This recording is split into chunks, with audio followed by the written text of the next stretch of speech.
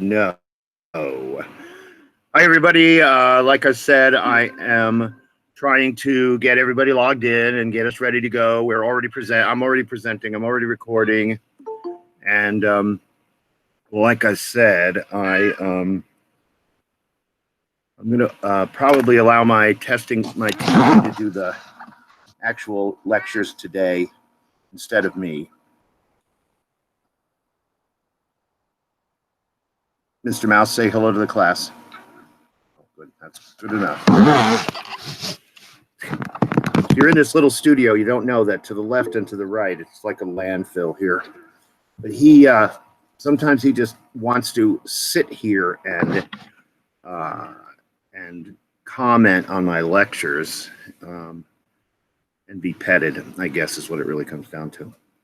Anyway, so far we got 18 people, and that's okay, Thelma. It takes a little while to get logged in. I've been struggling a little bit with computers today. It's okay. I'm just going to move you over a little. I've been struggling a little with my computer this morning, and I don't know why. I mean, there's no reason that it should be slow or whatever, but it is. It's just not working quite right. So if I start freezing up or something, I hope somebody will let me know. We just need to plug away. That's all. So much material, so much work to do. We need to do. So anyway, we've got a quorum at least, I think, and so I think we should get started. I'm sure there will be other people who will try and log in. All right, so first thing I want to do is put out any fires that I can. What I was saying before is I've gotten a couple of emails from people going, what is this, my score on the exam? Well, look, I have to tell you, I haven't even looked at the exams yet. I'm still looking at quiz 3, quiz 4, etc. So I apologize, I'm so far behind in this stuff, but I will have it all graded by December. Anyway, the bottom line is that I want you to remember that the score that this exam score that you have is not your real exam score. I mean, I'm just going to blame it on myself and say, look, this is the very first time I wrote a D2L exam.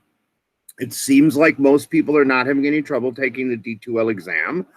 A couple people have emailed me and said, could I just send you my essay in a separate thing?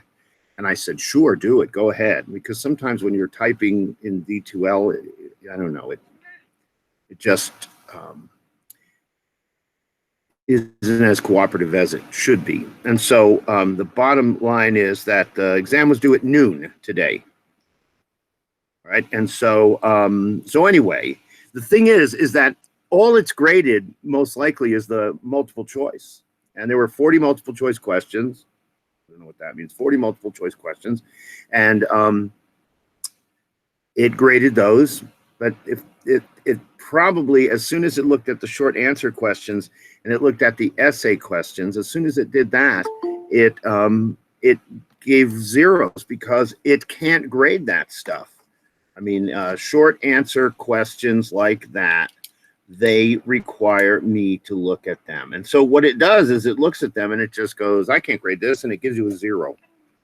And so the exam grades that are posted now are not the correct exam grades, okay? Just so you know, they're not the correct exam grades. They are they probably only represent how well you did on the multiple choice at the best. So don't panic. I am going to get those exams graded and posted so that you get a chance to see them as quickly as possible. But they weren't even due until noon today. And so they won't do at noon today. And so I haven't even really looked at them since noon. What have I been doing? Scrambling like usual to try and get all the materials loaded and ready to go for today's class. And I can't even say that I've done that great a job of that, but oh well, we have to do what we have to do, right? Anyway, the bottom line is that just don't stress about the exam. I apologize. I mean, grades are stressful. I totally understand that. Everybody's wondering, how they're doing, and then I'm so slow at dealing with some of this stuff. It takes much longer to grade things this way than it does under pre-COVID circumstances. Let's put it that way. It takes much longer to grade things. Now, again, I guess if I wanted to make all my quizzes multiple choice, then they would be graded instantly, and maybe that's what I need to go. There was 40 multiple choice on the exam, Ed.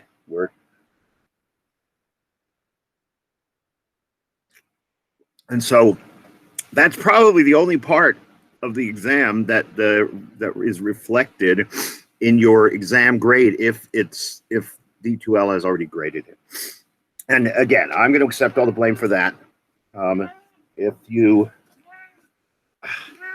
yes, I hear you. Oh gosh, hold on. I got to find something to blow my nose with. I have horrible allergies, and I'm not sure that this studio is as allergen free as it should be. But I apologize that I'm constantly blowing my nose because I just have horrible allergies, and I take allergy pills, and they don't really help that much. They dry my mouth out, but they don't seem to dry my nose out. Anyway, back to the exam. No one knows what their exam score is right now. And don't believe it when you look on D2L and you see what that score is, because it's way low. It's way lower than it will be when I finally do my part of the job. So anyway, well, so that's important though, because I mean, grades are important. I feel like I'm going to be giving away a lot of A's in this class because of just the structure of it. And what I was saying a minute ago is that, I guess over time, what this is encouraging me to do, against my will really, is convert everything to multiple choice, because then D2L could just grade it instantly, bang, in the grade book. I hardly have to even look at it. Multiple choice quizzes, multiple choice exams.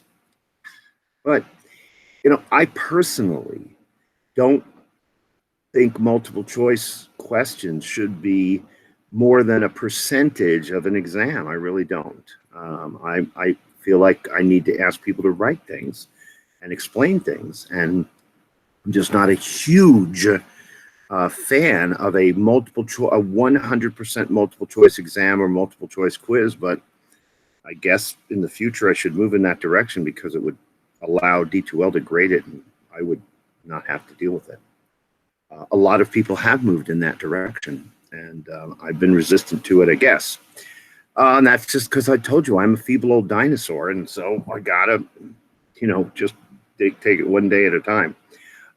Anyway, we're here today, and I appreciate everybody you're being in here in class. It looks like there's 20 people here, and I thank you. Thanks for coming to class today. That is not your final grade for sure. I apologize. Again, if I was more skilled at manipulating things like D2L, maybe I should have had those results hidden from you. And there's probably a way to hide them, and then I have to unhide them. So hiding them, unhiding them, I mean, that everywhere you go, there's an potential issue with it. But I'm going to be working on those exams ASAP and getting the grades set up of those, so everybody will know their exam grade in the next couple of days. Okay, I'm going to work on that, because I don't have to grade the multiple choice. I just have to look at the short answers, and I have to look at the essays, and I have to assign points there, and then it'll update that instantly, and and that's just the way it goes. Otherwise, what else is going on? Let's look at the agenda, can we? Because I have to tell you, it's too much stuff for me to think about, and I want to make sure. So here we are, July 20. No, yeah, that's today. Is today the July? Day 13, July 22nd. It is July 22nd. Is it day 13? No. 1, 2, 3, 4, 5, 6, 7, 8, 9, 10, 11, 12. It is day 13. And, oh my gosh, one thing I did not do, there's lots of this that's been thoroughly updated, but not those thought questions. And so I'm going to look at thought questions right now, because I want to be sure that we're relatively up to date on those thought questions. So in order to do that, I need to drag myself over here a little bit, and I need to go to thought questions 2.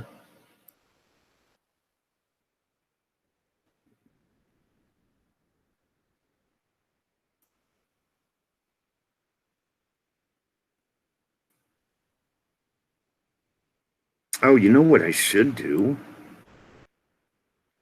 Here's what I should do. I should go over here and I should go to D2L. Not every way everybody can follow me.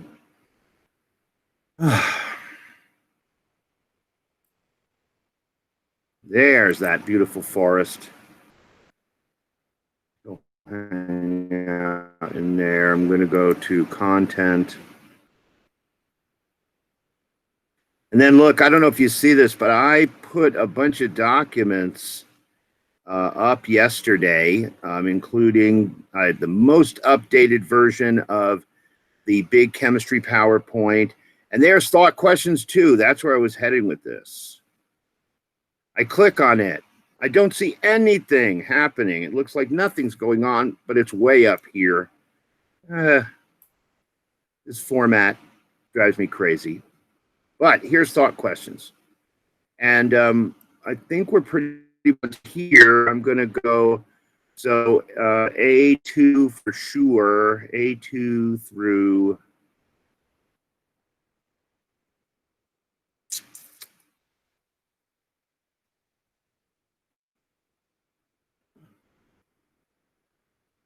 let's go through A2 through A6. Then I'm going to jump over to A9. Oh, no, I'll go with A2 through A6, A7, and then A9 through A13. How does that sound? So it's really, of course, this is exactly what you're going to see when you look at this document. Yeah, again, A2 through A13, take away A8. Okay, be careful here, Steve. You're going to lose everything.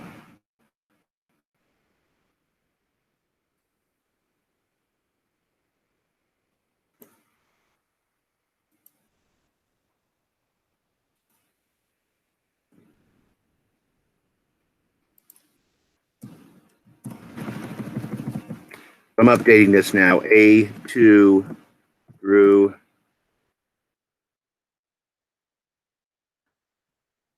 gosh, A7 plus A9 through A13. That's probably overreaching for today, but we'll see. Okay, we'll see what happens. But I'm going to update that. Okay, so other things. Let's look at the agenda. Their thought questions are updated. We are into thought questions number 2, which is posted on D2L. And gosh, you know what? I have to admit, I forgot if I posted it on my PIMA. I don't think I did, but I will post it on my PIMA. So speaking of my PIMA, of course, I sent an email immediately after class yesterday, and they asking the question of how can students toggle over to my PIMA? And they said they sent back a note saying we'll investigate this for you, and then they investigated it for me, and came back and said that if I toggle it to my PIMA, then it should automatically make students see my PIMA. But I toggled it over to my PIMA yesterday and saved it, I guess. And I got the impression from talking to people that students that they couldn't do it. So what I was talking about there, of course, was here, where I go to my courses.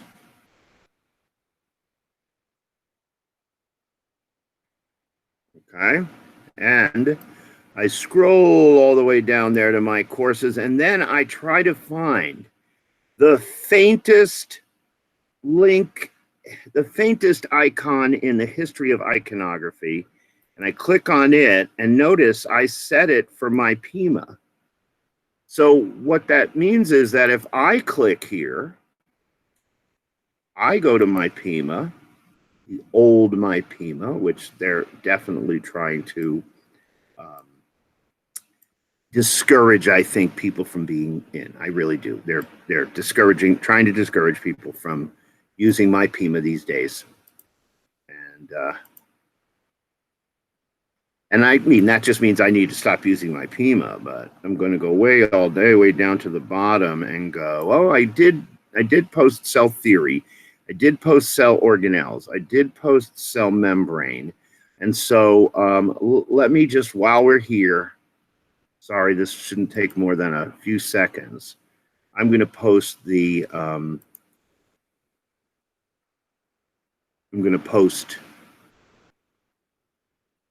thought questions number 2.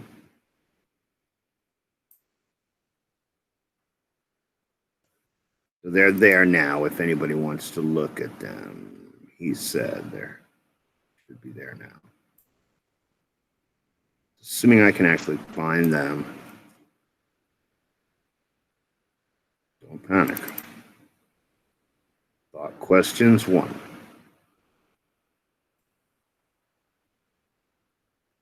Ah, there it is. Thought questions 2.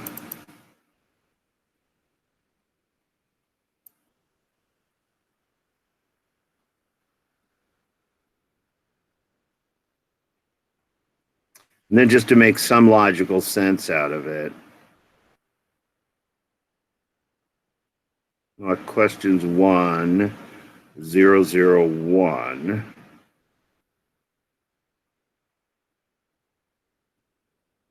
Okay, I'm going to edit this. I'm going to call this oh,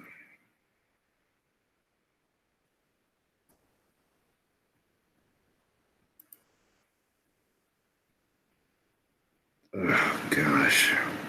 Darn it. 0025. I think that's going to put it right at the end of the list. I'm going to put it right at the end of the list.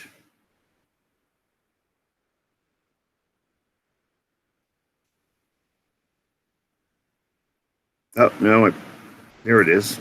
0025. No, it should be 0013. Anyway, it's on my PIMA too. I apologize that you're going to have to sort of try to scan around and find it, but there it is. And so it's posted on my PIMA now too. Now, that doesn't mean anything if you can't get to my PIMA. Again, what they told me was that if I toggled over to my PIMA, that you should be able to get it that way too. But I definitely got the impression that that wasn't true by looking at, just by listening to people yesterday, that it wasn't true. So we double checked to make sure it was toggled over there. It is posted on D2L, and I don't know. I don't know who to blame in this case. I'm going to blame myself because I guess if I was more technologically sophisticated, I would already know this stuff. Okay, but where are we now? 4 new chats, so let me just check, and here we go. Do I get hungry during class? No, not really, but that's because I don't eat. I've got like a eating disorder, and I don't eat. I eat like 1 meal a day, and that's usually it anyway. So this is random. I don't, but hey, feel free to eat. Order pizza if you want. Just make sure you social distance. Okay, question. So, Alva, you know what? I guess I can answer questions about the exam because the exam was due at noon. It says, I have a question about the multiple choice of the exam. It says, glucose, question 23 said, glucose is a monomer used to form which polymer? Maybe I made a mistake on this. I thought the answer was both amylose and cellulose. That is the answer.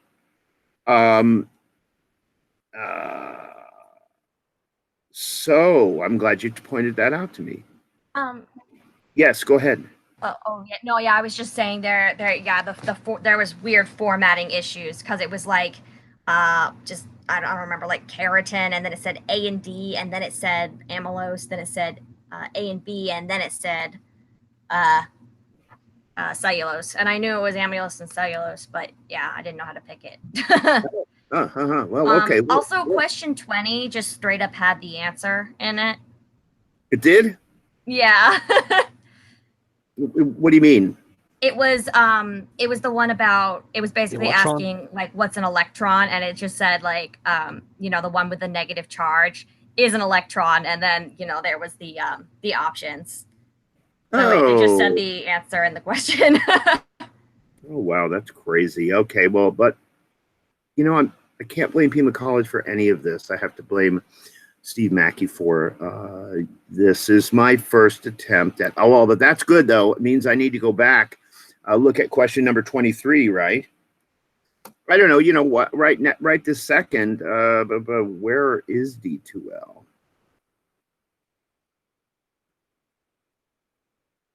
Well, I mean, while we're all here live, I'm apologize because that. I mean, let me apologize because if you make a mistake like that, it just makes people crazy. And it probably makes you a tiny bit crazier than it makes me. It makes me crazy, though, that I made a mistake like that. When you go back, I go back and double check and triple check, but okay. I can't resist it. I'm going to go down here to quizzes. Then I'm going to go all the way down to exam number 1. There it is. This was question number 23. Glucose is a monomer used to form which polymer?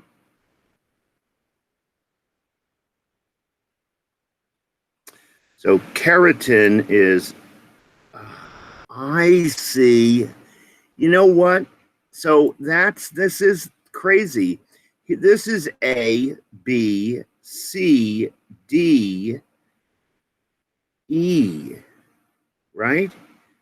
But it randomizes these. That's something I completely forgot about. I mean, I can't use this kind of question on an exam like this because it automatically randomizes these things, doesn't it? The answer is cellulose and amylose. And the way this was set up, the answer was supposed to be both A and D. However, there's no A's and D's. It's all random questions. That is crazy. I apologize for that. You just get points for that. That is a D2L issue that never occurred to me. So what was the other question? The other question was just 20. So it says here, sorry, Mr. Mouse, can't land the computer. The negatively charged particle that orbits around the atomic nucleus is an electron. Oh, good, Steve. Wow, that's crazy. Well, I hope everybody got that one right. It's like, come on, is it possible that somebody wouldn't get this one right? It says it's an electron, and all you have to do is go, oh, it's an electron. Well, in this particular one, I feel bad, but I don't. It's like everybody should. If you didn't get the correct answer to this one, then I don't know what you were thinking. Okay. Hey, did anybody find any other weird issues with multiple choices? Because I now realize that there's one kind of way to put a question that you just can't use in D2L, not when it's set up like this. Anybody find any other ones? Please look at our answer on 23 and number 1, 2. Okay, so, well, that's one I just need to go back and give everybody full credit for sure. Sorry, what was I looking for? It says number 1, 2. Question number 1.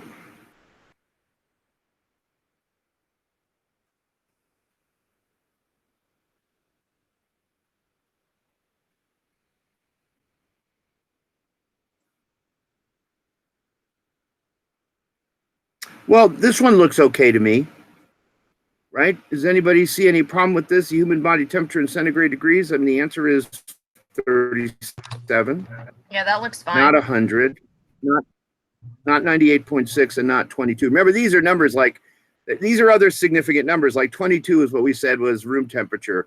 100 is when water boils. 98.6, of course, is human body temperature in Fahrenheit degrees. And so that one looks okay. Anyway, you know what? I am so happy that people told me about this particular issue, like 23, because that is ignorance on my part. I am used to having a multiple choice question with a Scantron sheet. Do you know what I mean? Where you put A, B, C, D, E. Oh, my gosh. I wonder if he'll even have a job after the summer school. When you know, it's obvious I barely know what I'm doing. But I will give everybody credit for that, of course, because that one is just, there's just no way. I wonder, now I'm thinking back and going, were there any other ones like that where it said AND or ANC or whatever? Because if it did, I think there was one that was a all of the above type thing, but that would still work, I would think. I guess, but instead of all of the above, it should be says all of the other answers or something like that. Something like that, yeah. Again, the way it was set up probably was A, B, C, D, E, and E was all of the above. And there's nothing wrong with that. But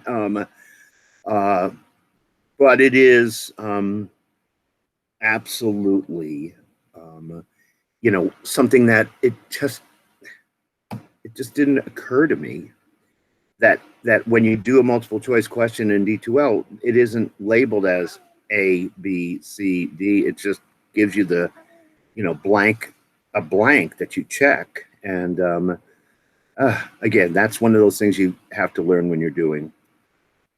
So can that be the same for some other multiple choice questions? I don't know. I guess what I'm saying is that is it possible that there are other multiple choice questions that were difficult to understand because I didn't remember that there weren't A, B, C, D, E? It's possible. I guess really I have to go back and look at any other, look at those questions and see if by any chance they are in that same kind of weird format. But again, I'm asking if anybody remembers that. Number 23 is clearly flawed. Edward, I'm going to go back and I'm going to check and see if, go back and check and see if there's other ones that are like that. And I will fix it if there is, for sure. But the way I'm going to fix it is just tell the computer, look, give everybody credit on this. Assuming the computer will listen to me, that is another issue. But okay, I think I can get rid of this for now. You know, I didn't think the exam was hugely challenging because it's open note, open book, which means you could Google things, you could go look at the PowerPoints I provided, you could ask your kitty cat. You can basically gather information in any way except talking to another student.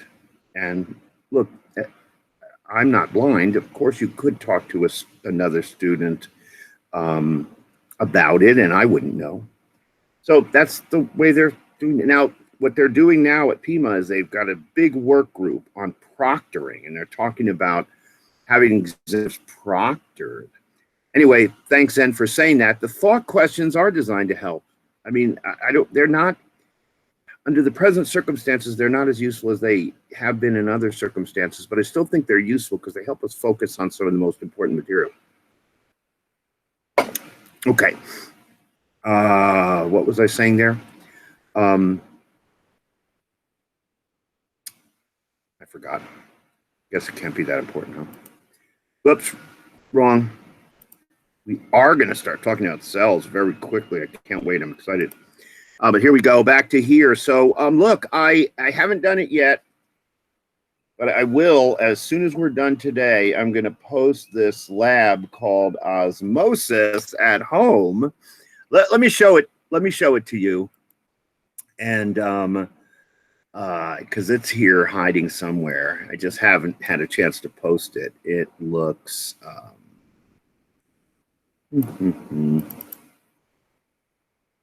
it's called Lab.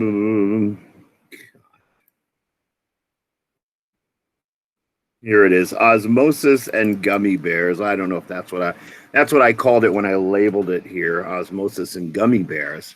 But this is this is an experiment that you'll do at home. It says it does take at least 2 days to complete.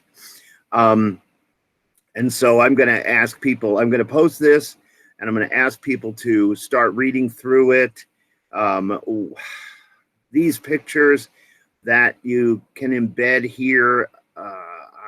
I hope these aren't too challenging for people. I hope I can see what's going on with them. There's also some charts to be filled in and lots of questions to be answered. So there's quite a bit of work here. And this is where you're going to use your gummy bears. Now, I'm sorry to say this, but you probably can't recycle gummy bears from the Atoms and Molecules lab, because once you've poked holes in gummy bears with toothpicks, I'm not sure they are as good for doing this experiment. But what we're studying in this experiment is the movement of water in and out of cells. And what we're using as a cell is a gummy bear. And here's the thing. Bears, real bears, are made of cells. Gummy bears are not made of cells. I mean, gummy bears are made of some kind of, I don't know, some kind of gelatin, which is similar in some respects to some of the molecules that we find in normal cells. Anyway, but the bottom line is that that we're really going to have to stretch our brains a little bit to think about about osmosis and gummy bears at the same time. But I'd like you to take a look at this lab. Like I said, I will post the gummy bear lab on both D2L and my PIMA as soon as we're done with class today, so you could start taking a look at it. In fact, I might end class a few minutes early today, so I can get that posted and people can read through that lab as part of the lab portion of the class, okay? And then I'm not asking you to do it yet. I'm asking you if you might gather your bears together. Yeah, that's what I should say, is get your bears in a row. And then read the lab and think about whether you have all the equipment. It requires 3 gummy bears, hopefully of 3 different colors. At least that would be good. It requires a refrigerator to keep things cool in.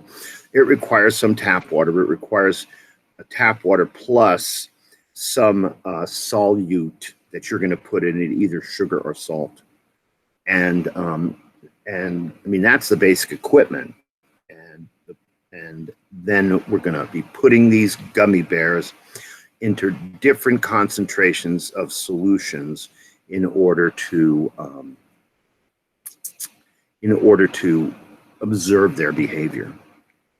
They'll be in this solution, and they're bears, so they just going to swim around, I guess. I don't know. Anyway, it's gummy bears. It's a gummy bear lab. I used to do a Lego lab, and now I'm doing a gummy bear lab. So anyway, it's an integrated lecture lab class. That's why. And they won't let us use real bears because PETA is against using bears for experiments, especially in classes like this. So we have to use these little miniature gummy bears instead. Okay. All right. So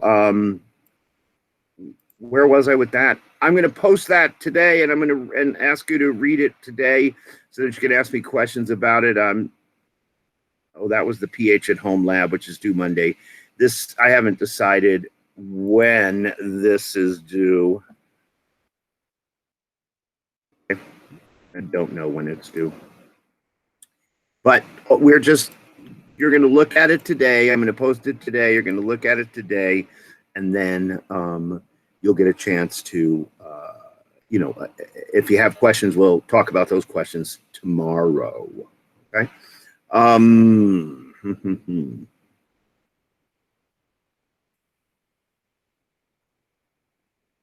Sorry. Just give me 1 second. Oh, I just wanted to see this forest again, that's all.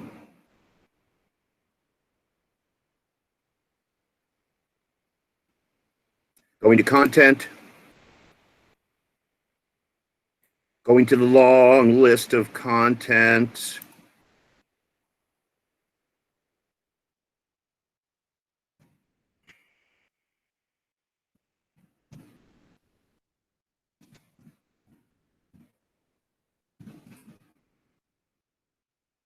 I think I spelled gummy right.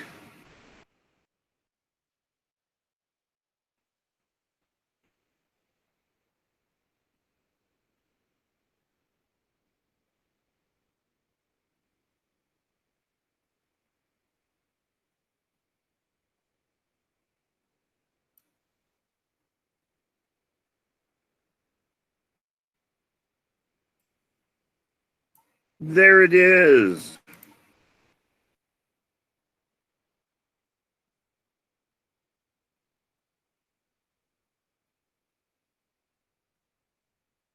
All right, it's uploaded. All right, the Gummy Bear Lab is there.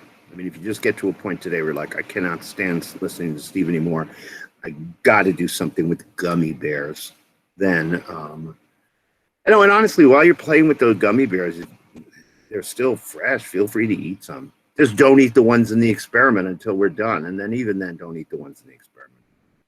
They're going to be grubby. Back to the agenda. So today, you know what? 1 through 11 is posted.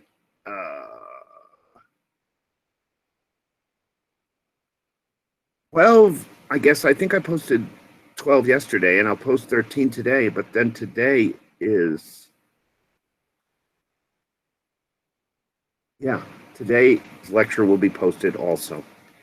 We're going to spend a lot of time on this Cytology 1 PowerPoint today. Exam 1 is posted Monday. It was due by noon today. It is Wednesday the 22nd today, so it's due already by noon. But if you didn't get it to me by noon, then you better get it to me so soon that I don't even notice it didn't come in by noon. If you want credit for it. You know, some people are just taking the summer class for practice, and so that's fine. Anyway, bottom line is that there's that. Then quiz 5, which has already been posted, is due by noon Thursday tomorrow, as if you didn't have enough stuff to do. Quiz 6 will be posted tomorrow. Oh, go ahead, question. On quiz 5, the due date is wrong. Thursday tomorrow is the 23rd. Ooh, thank you. And then I think on Saturday it's gonna be the wait, never mind, that's correct. It is. It's just the Thursday is the 23rd. Thank you for catching that. I appreciate that. You know, I get mixed up with dates and stuff. Then quiz 6, so it'll be posted and it'll be due on Saturday. And then exam 2. Oh my gosh, exam 2 is going to be posted next Thursday. It's going to be due on Saturday. And hopefully I'll do a better job of posting that exam. I mean, I'll do better with my multiple choice questions and stuff, so I don't have that same kind of issue. Hold on, there's chats that I want to see. So, just wondering, is the optional final exam going to be cumulative? Yes, thanks for asking. The optional final exam is cumulative. But you know what, I got to tell you, when I'm really lazy when I make the final exam. When I make up the final exam, I'm going to use exam 1 and exam 2 as a basis for putting together the final exam, which means if you decide you're going to take the final exam, you're going to see questions that you've already seen on other exams. And, you know, yeah, you're going to see questions that were already seen on other exams. I was going to say that the questions that are posted on the short answer questions that are part of the first exam, those short answer questions, I think there's a key answer to every one of them already posted prior to the exam because they were part of the quiz keys. But I will post an answer to the essays. Okay, I'll post a key to the essays once people are completely done. So I'm going to make a note of that right now, which is post exam 1 essay key. Okay. Excellent. Thanks for the question, Edward. Yeah, it is going to be cumulative. And again, you know, we'll take this exam on, I mean, I'll post this exam on Thursday. I'll be presenting material on Thursday, I'm sure. And then we'll come back and I will get that thing graded and all the grades done and completely up to date so that when we meet on Monday, everybody knows exactly what their grade is. And I will be probably presenting more material on Monday. I probably will have to. And then the day of the final exam, the 4th, we'll meet briefly as a group just to sort of talk about any final issues and problems and stuff. And then we'll end that class early so people who are going to take the final are going to be able to take the final during that last class time. Okay, I think a new chat just appeared. No, I guess not. Okay. So I think I was almost done with this, wasn't I? Yeah. All right. Any questions about the agenda? I'm going to leave it up here for a second. So people, anybody who is starting to copy it down and is unable to copy it down is able to copy it down.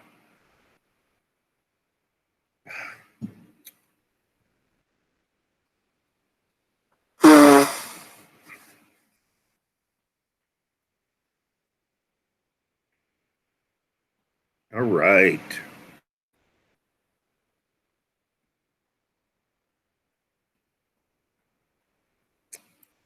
Biology.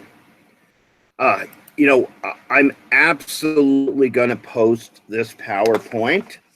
The cytology PowerPoint, I'm going to post it. I think I'm going to probably call it cytology, the cell theory cells.1 after today. And then if I end up tweaking it, I'll call it .2, so you'll recognize it's a slightly updated version. There's a ton of stuff in this PowerPoint, and I may blow past some of it just because I want to kind of use this PowerPoint again as a as sort of like a textbook where you will want to study it and use it. I've embedded some documents in it that I think are important documents when it comes to this knowledge about cells. And so, uh-oh, that sounds like something's happening. Somebody just try to log in, and I'm not seeing that.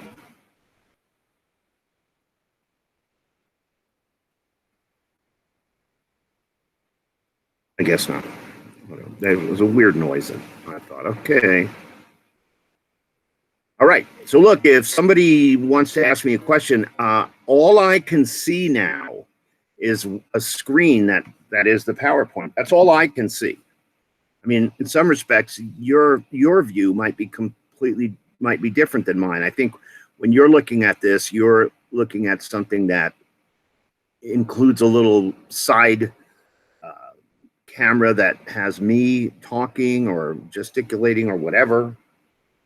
But I can't see that. I can't see other stuff that might be going on in the background, including chat questions, which again, maybe there's a way to do that I just don't know. But as it is right now, it's completely filled up. So today we're talking about cytology, which is the scientific cells. Cells, the fundamental unit of life on the planet Earth. And below here's a nice cell, you know, with a cell membrane around the outside and a nucleus with a nuclear membrane and a nucleolus, and the cytoplasm, kind of everything inside of a cell is part of the cytoplasm. So again, cell, the basic unit of life. I mean, lots and lots of great cell drawings available out there on the internet if you want to look at them, because that's where these came from. Here's some light micrographs of actual cells. So spend a minute here. This is a cross-section through some tissue. And honestly, when I look at this tissue, spent a lot of time looking at microscope images of tissues. And I don't really know what this tissue is. Oh, I know what parts of it are. Like this is a blood vessel right here, no doubt about it. And these are blood cells. These are the walls of the blood vessel, and here's where it's branching. This looks like a slightly different vision of a tube of some kind. And this is another blood vessel because I can see the red blood cells inside of it. The stuff that's out here is really, it's connective tissue. And this could be a cross-section through the dermis of the skin is what it probably is. Anyway. Oh, I should know that, shouldn't I? I'm the instructor. Over here, blood with a nice white blood cell. And white blood cells, they're usually not white when we see them. They've been stained. This is a euglena, which is an unusual organism classified somehow as a plant, I think, because it has chloroplasts in it. And look at this whip-like flagellum right here that it uses to swim with. So we've really got couple human tissues and a little protist here. So this is a protist down here in the corner. I think it's either in the protist or plant group. Oh, that's making me crazy. But it's a euglena.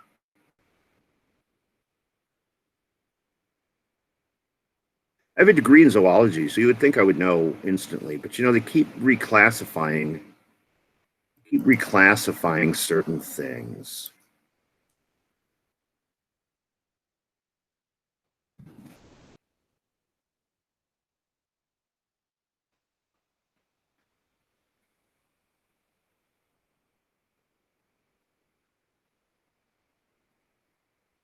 Okay, so it's a protozoan. Okay, good. I believe it. I don't think anybody's going to try and sell me some euglena or something that, you know, some things when you go and you look them up on Google or wherever you look them up, they have a kind of bias attached to them. But I don't think most science stuff has a bias attached to them. You know, most, if you're dealing, now I shouldn't say it, most basic bio stuff doesn't have any bias. You don't have to worry about somebody trying to sell you something. When you teach environmental biology, you find out that there's websites that, you know, when you want to talk about something like ozone depletion, you'll find websites that tell you there's no such thing as ozone depletion. And then there are websites that'll tell you, oh my gosh, ozone depletion is going to end all life on Earth. And then you have to be really careful and analyze the source of the sites and what they're trying to tell you, etc. So anyway, this is actually an image that I took right out of a book that a woman and I wrote about cells many, many years ago. They actually gave us permission to use this cell drawing. I just thought it was a cool drawing that she did. Chris Bondante was actually a TA and, an adjunct faculty member at Pima, taught by 156 there for years. So what's nice is that this is kind of a nice image of a cell. And it's going to be difficult, but when I give you the next exam, I'm going to ask you to draw me a cell. It will be one of the essays, so I'm not going to force you to do it, but it's going to be one of the essay answers. And when you draw me a cell, then you're going to have to, you know, take a picture of it or scan it or whatever and send it to me. Unless you're such a great drawer, you can draw in D2L, which I don't even know if you can draw in D2L. But the bottom line is that here's a nice cell that came out of that has all the basic parts well represented. I mean, nucleus, nuclear membrane, nucleoplasm, nucleolus, rough endoplasmic reticulum, smooth endoplasmic reticulum, Golgi complex, mitochondria, cytoskeleton, the cell membrane, cilia or microvilli, Golgi vesicle, Golgi complex. Oh, it's got all the great stuff. It's got lysosomes. It's got peroxisomes. So, okay. All right. When you start talking about cytology, and I should have said this, cyte is the prefix cyte. Or let me put it this way, the word component cyte, it means cell. Okay, so let me just write that down. This word root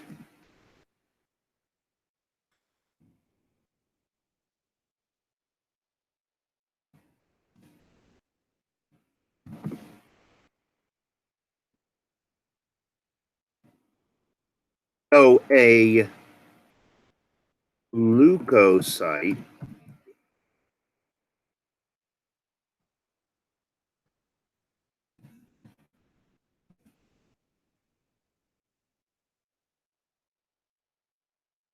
a hepatocyte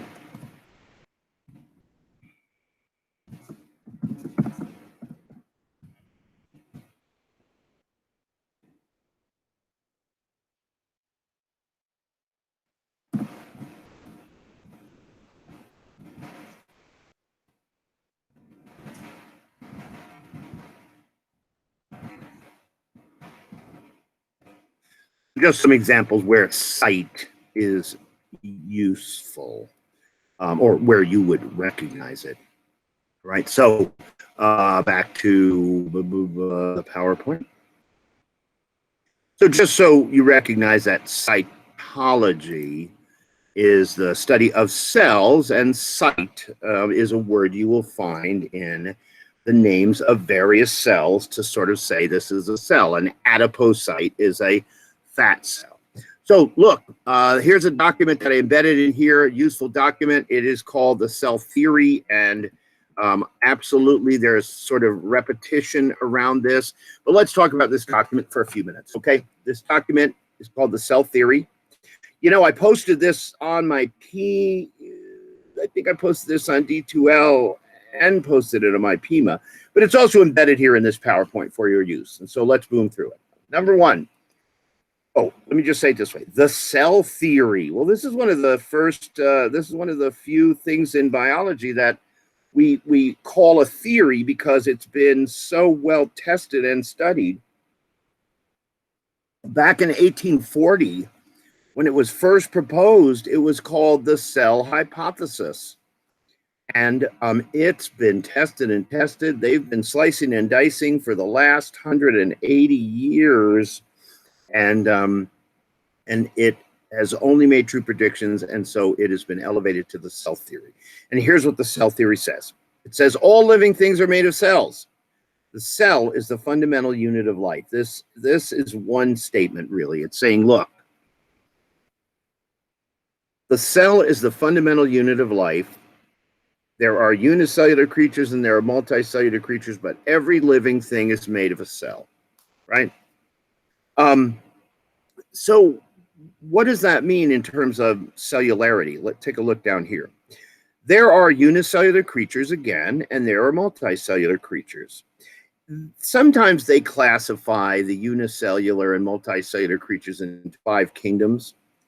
This is a little bit of outdated terminology, but it still basically works. The unicellular creatures are in the kingdom Monera, and that is made up of bacteria. Now, that can be the archaeobacteria or the modern bacteria, but bacteria is in the kingdom Monera, and the common name would be bacteria. Now, here's a famous bacterium, E. coli. But look, you don't need to know any of these scientific names. I mean, they're there for you, but you don't need to memorize any of those. So in the unicellular group, there's the bacteria, the monerans, and then there's also the protistans, the protists. Now, protists I sometimes call pond water animals. That includes amoeba, paramecium. Before too long, I'll show you a video of amoeba and paramecium.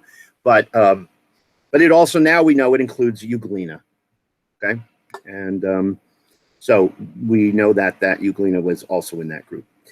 These are both unicellular groups, meaning that these are organisms that are fated to spend their entire life as a unicellular organism.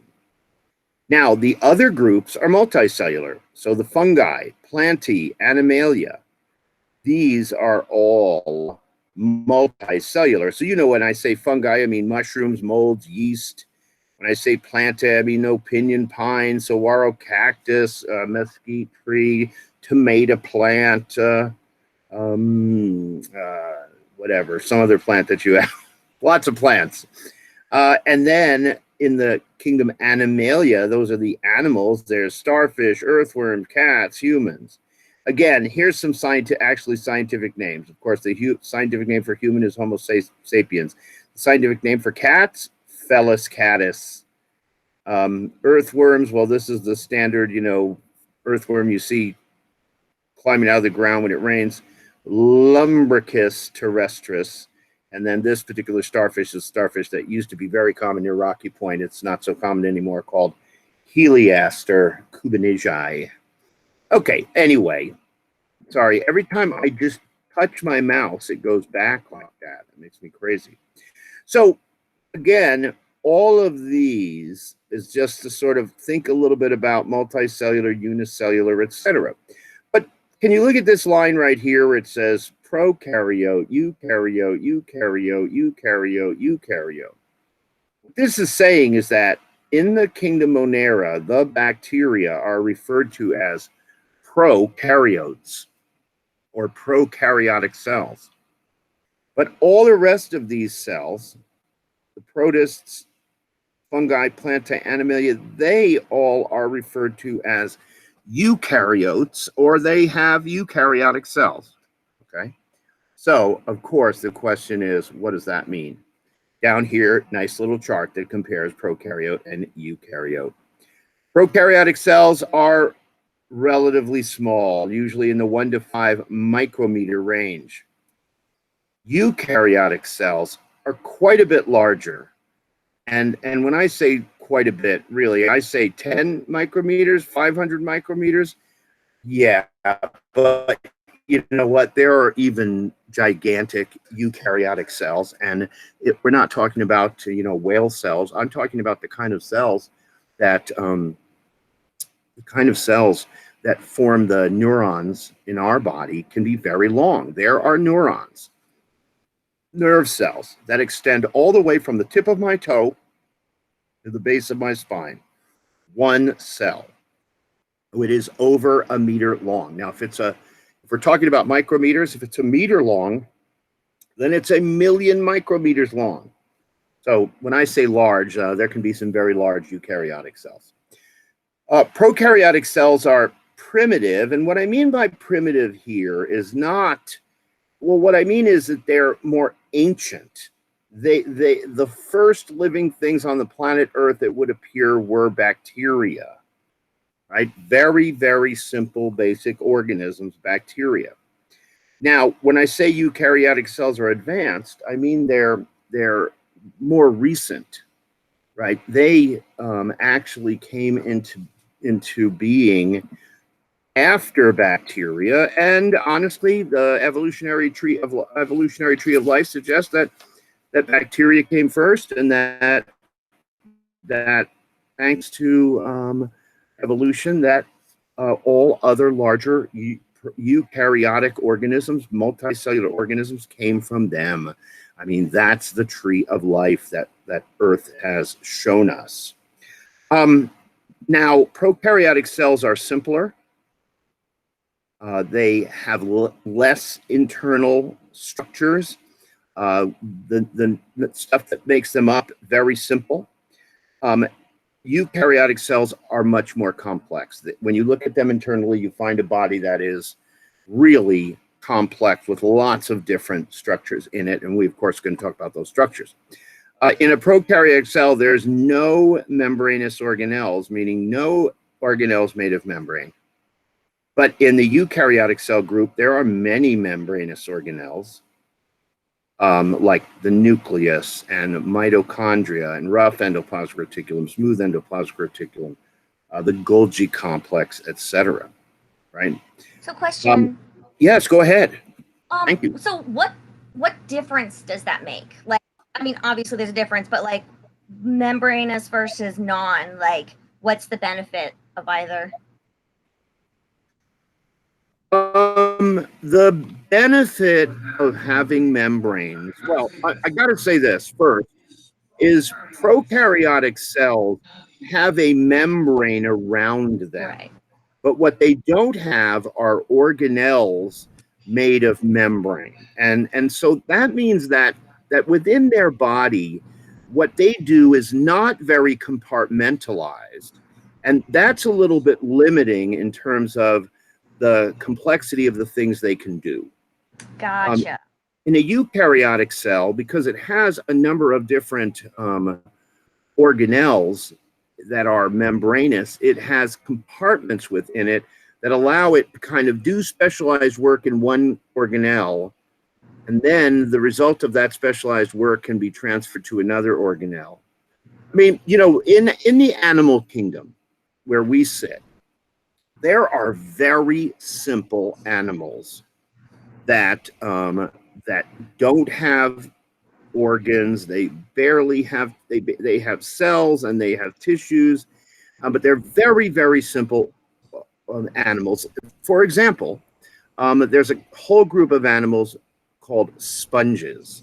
And honestly, these things look like sponges in many cases. And all they do is they basically suck water in, they filter particles out of the water, they eat them, they grow and reproduce that way, but their organization of their body is so simple that they simply can't do most of the things that a big, complex, organized body like yours or mine does.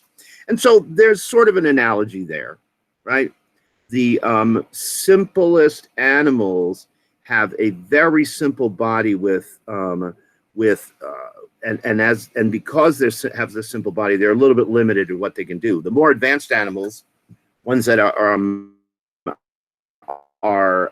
have organs and organ systems and these kinds of things, they have a much more complicated internal organization. And I got here by trying to compare prokaryotic and eukaryotic cells and sort of extend that analogy to very, very, very simple animals and much more complex animals. I don't know. Oh, yeah, it did. Thank you. You're welcome.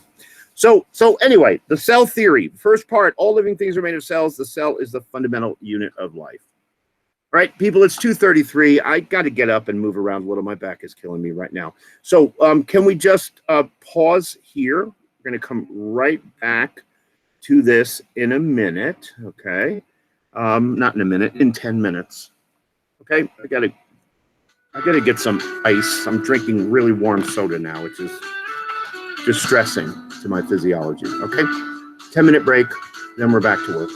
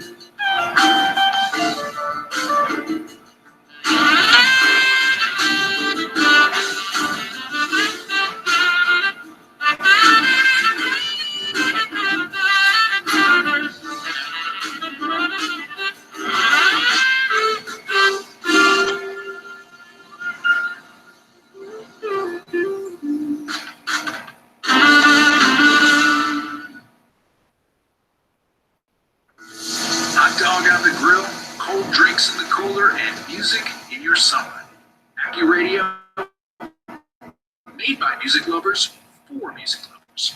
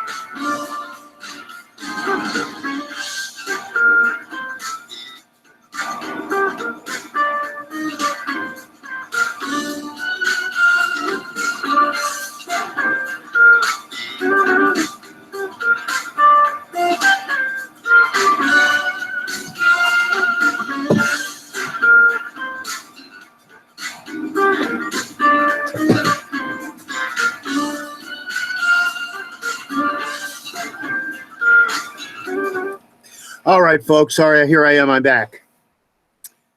Once I step outside this room, it's like things get super complicated. Better not to do it. All of a sudden, there's like stuff out there. Cats that want treats and dog that wants to go out, and probably like your house where there's just all this stuff going on. It's hard to focus on what you need to do. Anyway, so I'm back. And I'm back to that same exact document again, which we'll be looking at for a few minutes more. So what we first were talking about was this. The first component of the cell theory says all living things are made of cells. The cell is a fundamental unit of life. What about COVID-19? Is COVID-19 made of a cell? No. It's a virus, right? It's a virus. And viruses are not organized the same way as cells by any means. When you look at the way viruses are put together, sometimes they look a little bit like cells, meaning they could have some structures on them that absolutely look cellular. Many cases, viruses don't look anything like cells. They're just, they look more like, I'm not kidding, they look like little spacecraft. They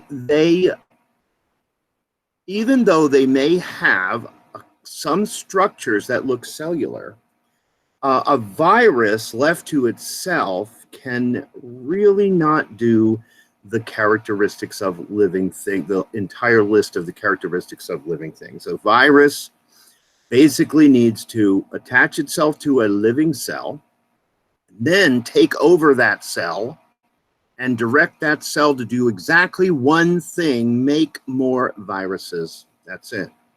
It is a replication machine. I mean, you could say it was a reproduction machine in that viruses want to reproduce themselves, and they kind of don't care about the hosts that they take over in order to do that. And generally they damage the host, kill the host, whatever.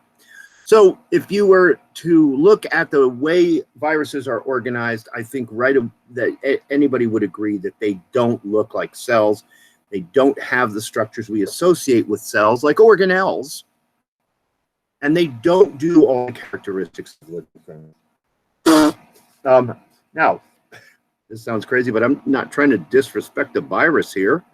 But viruses are just not living cells. It's like they're something else. And they can certainly mess with living cells, no doubt about it. I mean, I don't even like to read the stuff about some of the things that COVID virus does to your lungs or your kidneys or your heart or whatever. I mean, when I read that stuff, I want to just go and get in bed under the covers and, take no chance that I'm going to get exposed to it. Anyway, sorry. Viruses are not cells, and so they are not considered living things. Who knows, in the future, it's not impossible that in the future, there may be a complete revamp of what we think is life. And if they were to do that and they were to say, okay, here's this subset of life that we're going to call viruses, well, then I guess as a biologist, I would have to decide whether I agree with them or not about whether to include viruses in living things. But they're not presently included in with living things. Oh, number 2 of the cell theory says this: all life processes arise from cell activities. And this is explained a little bit more in the future part of the PowerPoint, but essentially here's what this says. Everything that a living organism does is related to its cell activities.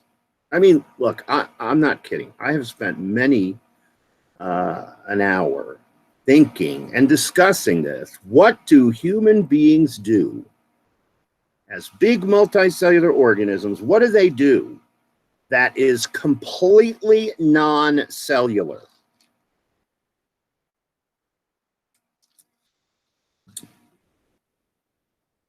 And the answer is, I can't think of anything. And it's not like I just started thinking about this 3 minutes ago. No, I've thought about this for a significant section of my life. What do we do that has no cellular basis? And I can't think of anything. somebody might say, oh, well, when we write poetry, it's not cellular. And I'm going to say, sorry. But when you write poetry, you think about it in your brain, and thinking involves neurons, a type of nervous tissue cell. Thought itself, consciousness, etc., arises from cell activities. Okay, so then you pick up a pen to write your poem. Well, then you're using skeletal muscles and skeletal muscle cells and skeleton bone cells, and you're using, again, nerves to connect to those cells so that you can manipulate the pen. I mean, the bottom line is I would really love it if in this group of people listening to me right now, or taking a nap now, if somebody would tell me, Steve, oh, here's something that humans do that has zero cell connection, none, zero. And I would love it if somebody would tell me that, but I can't think of it. I mean, I can't think of anything that would fit into that category, which it means that, okay, if you're a one-celled creature, well, of course, everything you do is derived from a cell. But if you're a multi-cell creature like humans, you can sort of conceive of yourself as just a big blob, and that everything that you do is sort of arising out of this big blobness. But in fact, if you understand the way that a multicellular creature, if you're a biologist, you understand how things are put together, you understand that that there are communities of cells in our body. They all are specialized and differentiated. Their job is to do a specific job to support the entire body, and everything that the body does, there are cells involved in doing it. Please meditate upon this and tell me something that the human body does that has zero cellular connection, and I will give you What about 10 extra dying? credit points. Dying? Well, when we die, when you die, do all your cells die at the same time, or do they die off like after? They die when your body dies. Like, let's imagine that you're killed by a heart attack. First, the cells in your heart die. Then the cells around your body that are really dependent upon blood supply, like your brain and your eyes and your, some of your organs, then they die next. But, I'm sure that when I've hung out with dead bodies a lot, and even been there while people were dying and comforting them while they were dying. And the bottom line is that once their bodies die, they declare them dead, their brain dead, their heart dead. The cells in their big toe might live on for a few more minutes or whatever. I mean, it's not impossible that some cells in your body could actually live on for long periods of time. Gotcha. And that's it. Now, this one question that comes up, Abril has a question. When you die, you poop and pee yourself. Is that even true? Yes, that can absolutely be true. The reality is that when it comes to pooping and peeing, we have we're constantly monitoring these muscles called sphincters that prevent us from pooping or peeing at an inappropriate time. I mean, we learn that when we're 3 years old or something. I have a 2-year-old granddaughter, and she's still in diapers, just barely moving toward the potty training thing. But we learn to keep these muscles contracted so we don't pee and poop in the inappropriate time. Then that's monitored by our brain constantly. And when your brain dies, it stops that monitoring, and so those sphincters relax. And if those sphincters relax and there's urine or feces that is adjacent to those sphincters, then it can certainly leak out. And that's just because our systems of controlling ourselves and systems of controlling that kind of stuff are breaking down when our nervous system breaks down too. So anyway, bottom line is that that I just think that, I mean, I appreciate somebody suggesting, somebody said, hey, what about dying? Well, you know, I mean, dying is a cellular thing too. When cells die, they certainly, you know, every cell in your body could spontaneously die under the right conditions, or they could slowly die. Now, I think when we eat foods, like when we eat a cheeseburger, well, those cells are dead. The burger cells are dead because those were skeletal muscle cells, and once they were deprived of oxygen, etc., they die.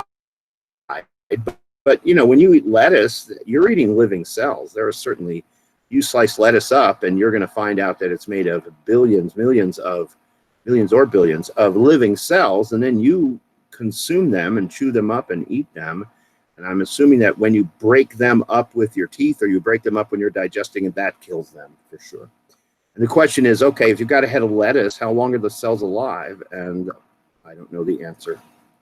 But all life processes arise from cell activities. Number 3 in the cell theory, all cells are formed by other cells by cellular reproduction.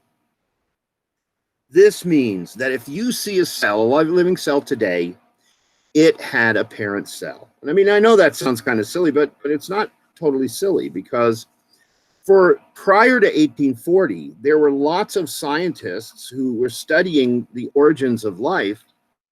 And there were some scientists who believed in something called spontaneous generation, which said that living things could arise spontaneously out of nothing, you know, out of just some simple building blocks. And they would cite examples like, oh, we put a piece of steak, we kill a cow, we know it's dead, we cut a piece of meat off of it, and we lay it on the counter, and if we let it sit there, in a short period of time, it's going to start bubbling and fizzing, and that's weird. Something's going on there. If we look at under the microscope, we can see these little creatures that seem to be part of the bubbling and fizzing. Or flies start forming in the meat and flying away, and they basically said that means that life can be spontaneously generated out of non-living things. Well, the cell theory, to be honest with you, was part of a set of hypotheses that were designed to say, no, that's not true. When we see living things, that is the result of the activity of living things. A living cell comes from another living cell. We talked about this a while ago. It seems like months ago. It's probably last week. Anyway, we talked about this idea that there's a spark of life. And look, we can look at all the structures and functions and everything else, but I can't explain to you exactly what that spark of life is. Oh, I've seen it. I've seen that spark of life extinguished by death. I've seen that.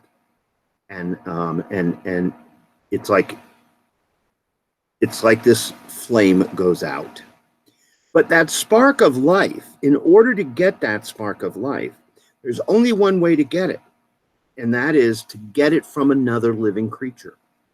So a sperm, which is a living cell, not an independent living cell. I mean, a sperm can't, you know, swim out of your body and jump into a pond and swim around and turn into a fish or something. No, it's not an independent cell. It's a sex cell, but it has the spark of life. And your mother's egg, same thing. It can't survive as an individual cell. It can't even divide, form other cells without the appropriate amount of DNA, but it has the spark of life. And of course, what sperm has is a sperm has 23 DNA molecules for humans, and an egg has 23 DNA molecules for humans. And when a sperm fertilizes an egg, the new cell that's formed, the brand new single cell, it gets a spark of life from the mother cell. I don't know if it gets any spark of life from the sperm cell or not, but it gets DNA. It gets 23 DNA molecules from mom, 23 DNA molecules from dad, and that gives us the correct number for humans, 46 DNA molecules in our cell. Good old Felis catus. I mean, house cats. Their sperm have 19 DNA molecules. Their eggs have 19 DNA molecules. At fertilization, 19 plus 19 makes 38 DNA molecules. 38 DNA molecules is the correct number of molecules for cats, domesticated cats. Okay, Felis domesticatus, which they shorted to. It was Felis domesticatus for a while. They shortened it to Felis catus. So honestly, my comment here about spontaneous generation was that, look, certainly for billions of years, spontaneous generation has not occurred. In order for life to form, it required living things to make it form. But there are hypotheses about the idea that maybe spontaneous generation happened billions of years ago. And the result of that spontaneous generation was extremely simple cells, like bacterial cells. And that those extremely simple cells, once they formed, they were the simplest living things. I don't know where the spark of life came for them. But then they, of course, evolved into more complex creatures. The atmosphere of the Earth was quite a bit different in early Earth, when life probably first arose, than it is now. And so, you know, there's been people who have tried to do experiments to sort of see if they couldn't create molecules of life by recreating conditions of the early Earth. And they have to one degree or another. But all they've been able to really form was some pretty simple fundamental molecules of life. Now, that could include a basic carbohydrate, a basic lipid, a basic protein. Could.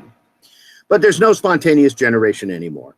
I mean, honestly, there's numerous hypotheses about how life got on the planet Earth. One hypothesis is that somehow non-living things organize themselves into a living thing. That's kind of challenging, I think, for biologists to understand. Of course, there's the hypothesis that says that there's actually a deity of some kind that put the first living cells on the planet and endowed them with the spark of life. There's even what's sometimes called the alien excrement hypothesis, which says that a few billion years ago, some aliens, you know, were out cruising around looking for good planets to party on. And they came to the Earth and they, you know, orbited around the Earth and they looked for living things. And they finally decided, this planet's boring. It's covered with water and I don't see anything alive. So they said, so let's get ready to go out of orbit. But before they left orbit, they flushed their toilets right down into the waters of the early Earth. And in the waters of the early Earth, from their toilet, there were bacteria, alien bacteria that ultimately formed the first living things on the planet. And honestly, that sometimes seems like the best explanation for life on Earth that I've heard, though again, it's just a hypothesis. There's lots of hypotheses, and they're not easy hypotheses to test, and so that means we don't really know the real story. All right, but we have hypotheses, we can think about them. And you can have your favorite hypothesis, but it's just a hypothesis, right? Okay, so any questions about this big chart on the cell theory and all the little subsets of it and everything else? Prokaryotes, eukaryotes, unicellular, multicellular, the five kingdoms, Monera, Protista. Yes, go ahead. Sorry, so just for clarification, prokaryotic cells are always unicellular? Yes, thank you for pointing that out. Prokaryotic cells are always unicellular. But if you're a unicellular, it doesn't necessarily mean you're prokaryotic, right? Because you could be a protist, and then you would be unicellular and eukaryotic. So protists, despite the fact that they're unicellular, they have some pretty complex cells with lots of cell organelles. And I mean, I can go back right here. Here's a protist right here, look. And I can see, here's the cell membrane, and look at all the stuff inside of it. Nucleus, maybe another nucleus, some kind of vacuole, chloroplasts, etc. A tail that wiggles, that's made out of a cell membrane extension organelle. And so anyway, the bottom line is even protists can be pretty complex inside. Notice the protistic fungi, plantae, animalia, they're all eukaryotes. Great question. Thanks for asking. All right. So look, I'm going to boom through this. Because if you want to come back and look at this again, you can certainly do it. Okay. But this is stuff I basically already said.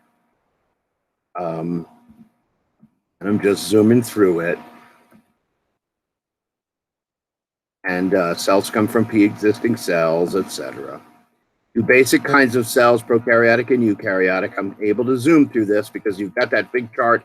I embedded that chart in just to sort of summarize a lot of this. Maybe I should have gone through all this really slowly and then went to the chart, but I didn't. Okay.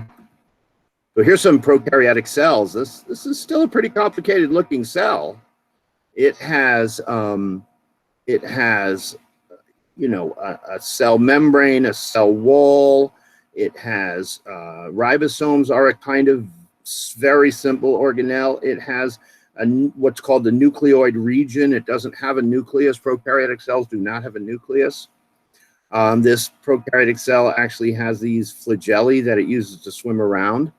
And those flagellae are, I mean, technically, these are another kind of organelle, but you don't really see many organelles in a prokaryotic cell. Here's another example of a prokaryotic cell. This is E. coli. And again, you look in it, you just don't see much. Again, this is a prokaryotic cell with these pili, or sort of filaments that are coming off of it. Pili is a Latin word for hair. Prokaryotic cells, much larger, more complex structure. They have a nucleus and membrane-bound organelles. They arrived after prokaryotic cells. Every bit of evidence suggests they came from prokaryotic cells. Animals, plants, fungus, even single-celled organisms like protists are eukaryotes. All of these are actually in the domain eukarya, this is another classificational thing. So in the domain eukarya, in our domain, right, there's all of these groups. We're in the domain eukarya. You know, I should have said it and I didn't. That what does karyo mean? Well, karyo means this word root karyo. It can mean nucleus. It can mean DNA. It can mean nuclear material. Right?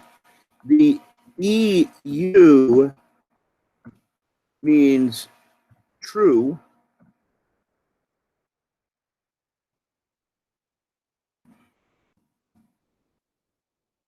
And the PRO, well, PRO can mean, it can mean first in this context. So a prokaryote is like the first organisms. A eukaryote has a true nucleus.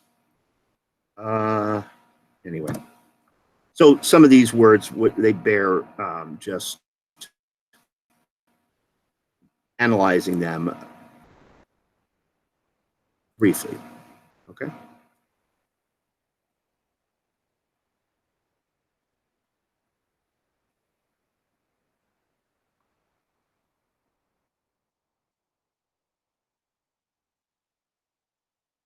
So all the eukaryotic cells, including our cells, are found in the domain eukarya.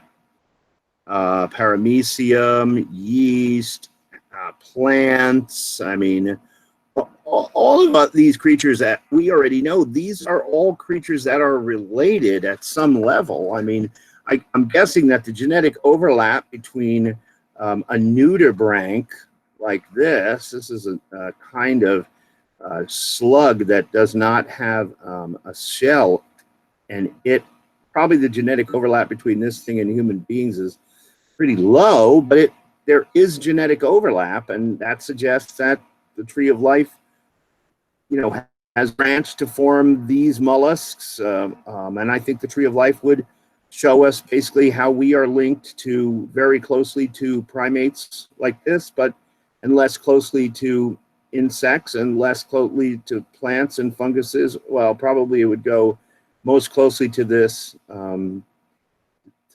primate, and then secondarily to the insects or mollusks, and then thirdly to plants, and then fungus, and then even protists like paramecium. So these are, in fact, like they like to say, they're sort of like our cousins.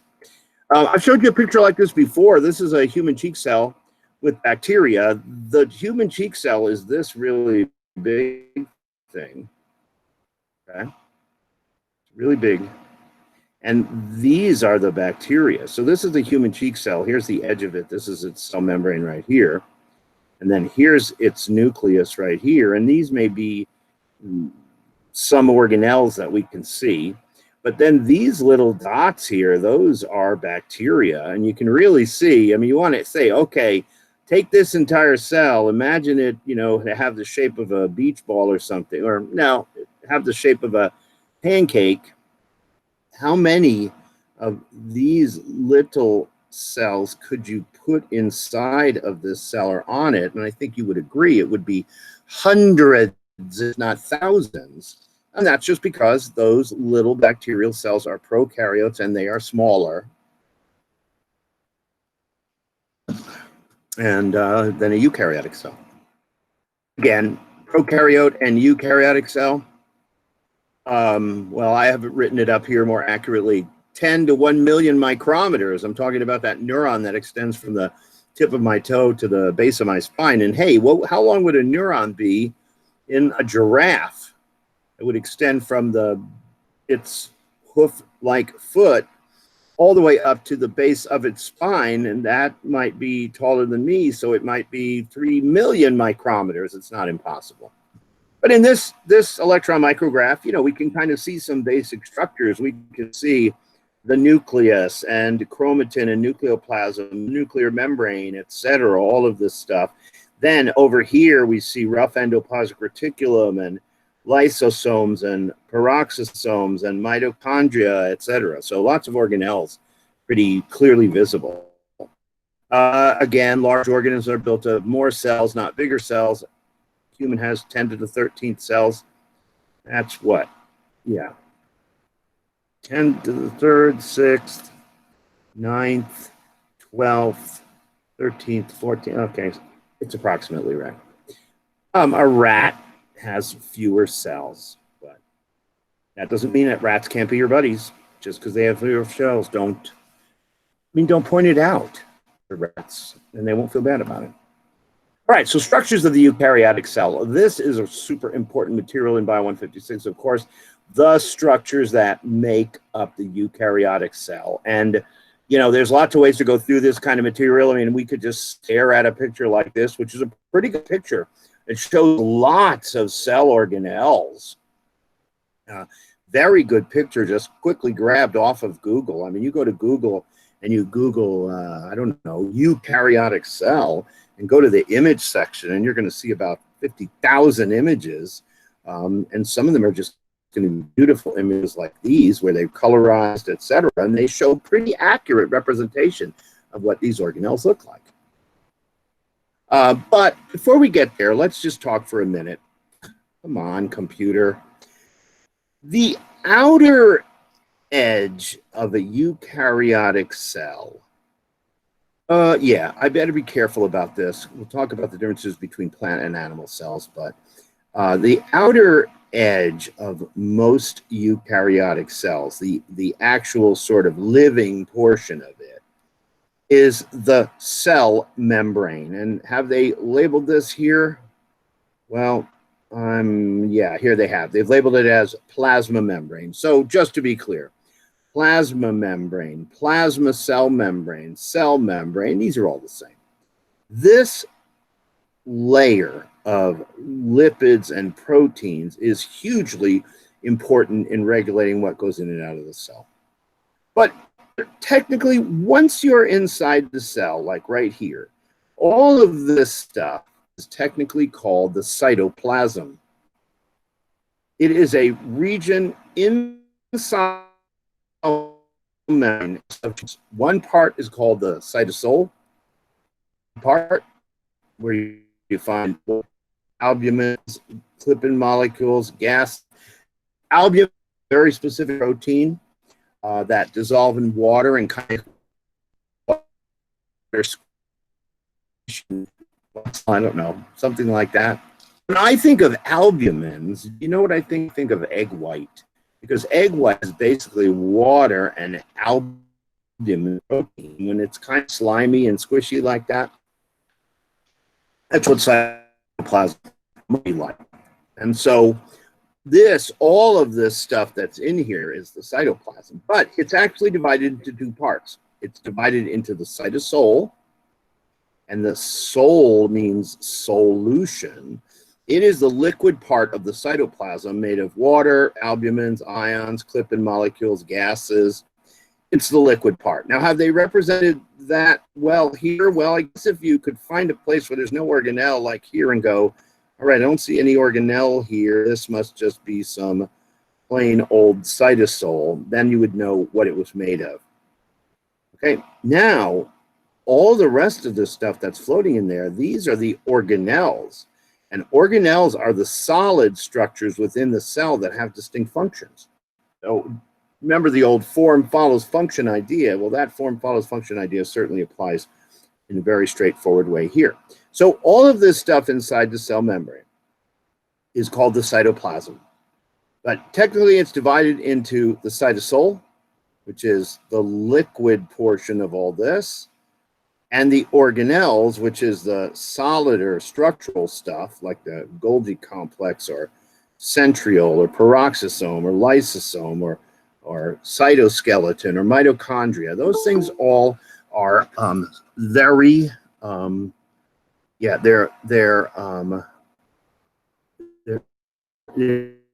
they're solid-ish things.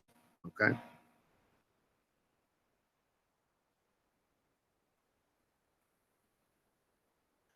Thought I heard it beep. It's hard for me, as I said, to see that when the PowerPoint is live for me.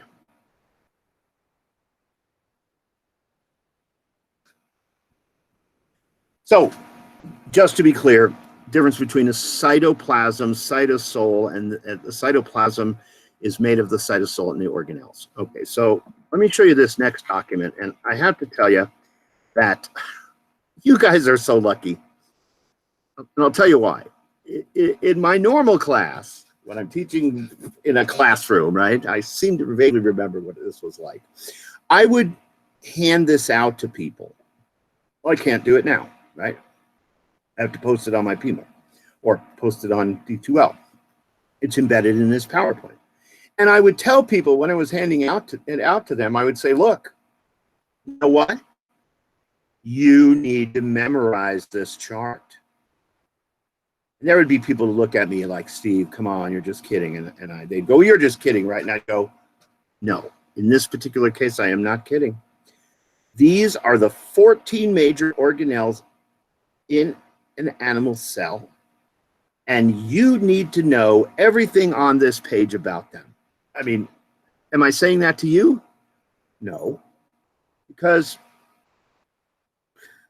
everything these days is open note, open book until they figure out how to proctor things, which they're working on it. It seems complex, you know, the idea of proctoring under these circumstances. But the bottom line is that here is a reference chart that you can use at your heart's desire to try and understand the 14 major organelles in an animal cell. And when I say animal, of course, I mean human. So let me just show you what this is about. Down here are the names of these organelles: nucleus, nucleolus, rough endoplasmic reticulum, smooth endoplasmic reticulum, Golgi complex, lysosomes, peroxisomes, mitochondria, ribosomes, the cytoskeleton, centrioles, microvilli, cilia, and flagellae. These are the 14 major organelles in an animal cell. Now, I've written numbers next to every one of these. So I'm going to show you some documents that have numbers on them, and those numbers refer very specifically to these organelles. But instead of me writing on this document, rough endoplasmic reticulum, I can just write 3, and you know what it refers to. It refers to rough endoplasmic reticulum, and it refers to this chart. Anyway, you don't need to memorize this chart. I mean, as far as I'm concerned, it's open note, open book stuff, so you can just use it as a reference. And there's good parts about that, and there's bad parts about that. I mean, I'm afraid I'm going to walk up to one of you in 2 years, and I'm going to go, hey, tell me what a lysosome is. And you're going to go, I don't remember. I remember I consulted this chart and all that. But what can we do about it? I blame the virus. So anyway, this chart is packed full of information. So here's names, and here's numbers that I'm going to associate with those names. Here's very simple line drawing. I did these drawings. I'm not an artist by any means. So I did these drawings, and they are simple line drawings. But I will tell you that these are not horrific drawings. They're not that bad. When I show you some actual photomicrographs of organelles, you're going to have to agree, maybe begrudgingly, that I didn't do that horrible of a job of drawing these things. They are two-dimensional representations of three-dimensional structures in a cell. Okay, over here's the structure, meaning what they're made of. Like, it talks down here about ribosomes. Ribosomes are made of ribosomal RNA plus proteins, right? They say here a mitochondria is a bean-shaped or cylindrical organelle with double membrane structure. The inner membrane is heavily folded. So here's the outer membrane, the inner membrane. Notice the inner membrane is all folded up. So this is basically telling you about form, anatomy, structure. Now, this column here is about function, the function of these organelles in a cell, because believe me, every one of these organelles has a very specific job to do in the cell. And of course, then so do cells. They have this very specific job to do in the organ, and the organ has a very specific job to do in the organ system, and the organ system has a very a very important and specific job to do in the organism. So, ooh, it's form follows function creeping up on us again. Okay, so functions are what they do, and sometimes I just put single phrase like cellular respiration, which is certainly will describe what cellular respiration is. Okay, so this chart. Question. Yes, go ahead. So in prokaryotes, then or prokaryotic, so they only have the ribosome, cytoskeleton, and centrioles? No, they don't. Do they Prokaryotic organisms have ribosomes, definitely. Okay.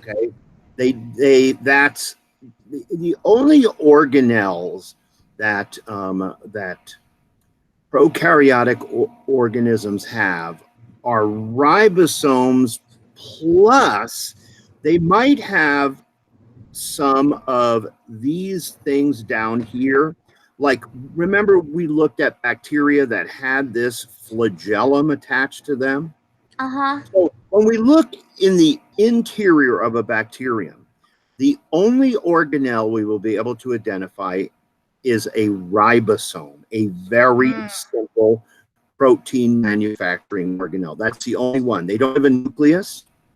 They have an area where DNA is, but it's not enclosed by membrane, and it's not called a nucleus. They have ribosomes because ribosomes are essential, like it says here, for protein synthesis, and prokaryotes need to make them.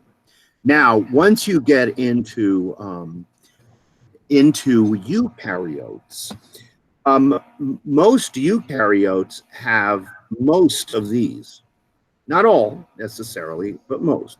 It's just like, look, in your body, you don't have any cells that have a flagellum, right? Because you're female, you don't make sperm. I have cells that are flagellated. They have a flagellum on them. But Oh, okay. you and I both have cells that are ciliated. They have cilia or microvilli. Every other cell in our body, your and my body, are the same. But here's one kind of cell that you don't make, and it's not a normal part of your body. I mean, I guess it could appear in your body under the appropriate consensual romantic circumstances, but you wouldn't manufacture them, right? Wouldn't manufacture them. So, but when it comes to prokaryotes, the only organelle that you identify really is ribosomes. Now, there are prokaryote bacteria that have these flagellae, and these flagellae are very similar to sperm, to the flagellum on a sperm, and I would be tempted to refer to those as an organelle too. But I'm not a microbiologist. It would be interesting. Most people who take Bio 156, they have to take Bio 205 too, which is the microbiome class, and that's when you get to all the fine details. But anyway, did that answer your question? Or Yeah, that's it. Thank you. So anyway, this chart, I'm going to come back to it again, even though it's only embedded in this one place. So I'm going to be having to go kind of back and forward. But now you have this chart as part of my as part of this PowerPoint, and so therefore I feel perfectly comfortable asking you questions about these organelles, in which some of the information would be found on this chart. But I got to say it again. We live in an amazing post-Google world where every organelle here, if you look it up on Google and you put in mitochondria on Google, you're going to get 100,000 hits. And there's going to be links to YouTube, and there's going to be micro photographs and artist conceptions, and I mean just tons of stuff. I mean, it's not. I way back at the very beginning of this class, when was that? Several months ago when we started, I said, look, I don't require a textbook, $150 textbook that I don't feel comfortable making people buy. But that doesn't mean you wouldn't need to, for example, Google some things in order to understand them better. I mean, again, I remember a day when if you wanted to learn about mitochondria, there was no Google. You basically went to a textbook and read everything they had about mitochondria, and then you went to another book and read everything they had about mitochondria, and went to another textbook and read everything they had. And after you read about 5 or 6 or 10 or 20 or 100 textbooks, then you thought, well, I think I kind of understand mitochondria now. But all of that's so simplified now. I mean, you could literally look it up on your phone, and it'll show pictures, etc. So any other questions about this particular chart? Okay, these numbers are going to be, you'll see where I'm using these numbers in a few minutes. Now, this is the front side of a page, which I normally hand out, the major organelles and structures in an animal cell. Here's the back side of that same page. Notice on the top it says the major organelles and structures in an animal cell. It has the same columns: name, appearance, structure, function. Sorry, these lines are a little weird. But what we're looking at on the back side of this page is we're entirely focusing on the plasma cell membrane. That's the outermost layer, the outermost structure in all cells. Now, I hesitate when I say that, right? Because the reality is that that some organisms, outside their cell membrane, they have a cell wall or capsule. Okay, and I mean, I think that that's worth mentioning. Bacteria and plants have a cell wall outside of the cell membrane.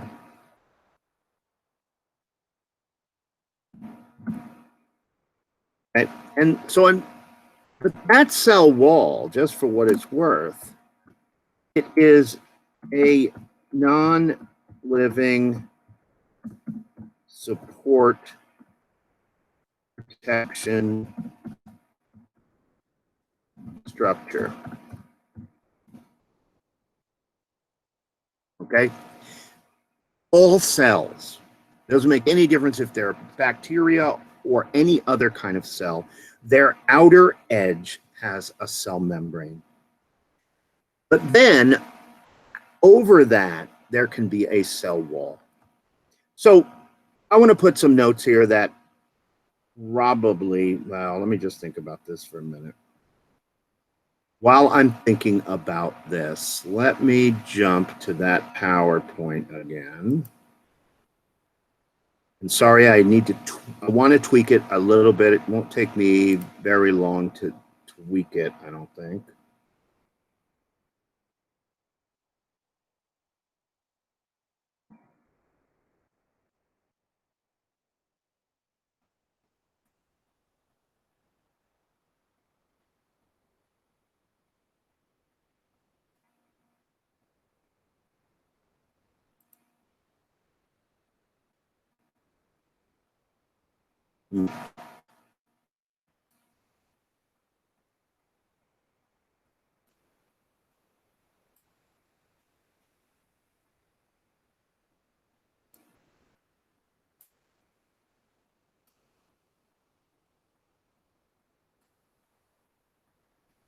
Okay, so I did that. Here we go. This is the slide I'm looking for. I'm going to modify this.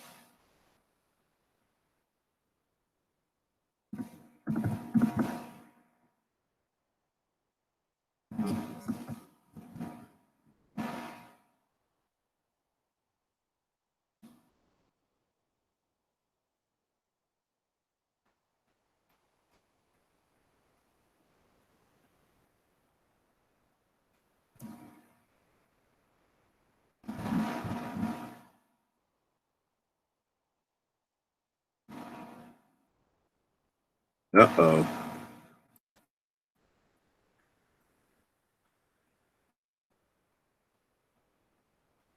I thought there was another configuration space over here.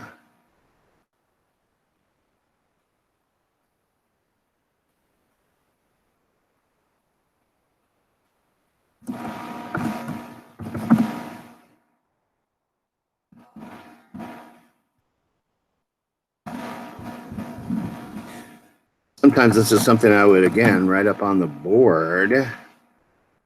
And, no. I would sometimes just write this up on the board and have people copy it down. So instead of doing that, I'm just going to quickly modify it.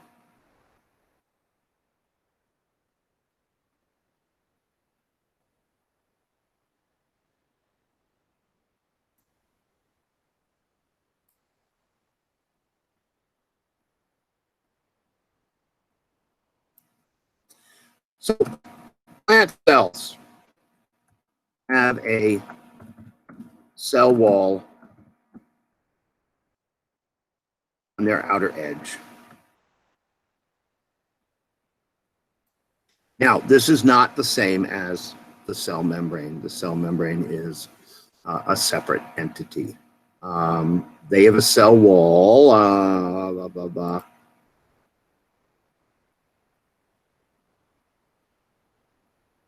Plus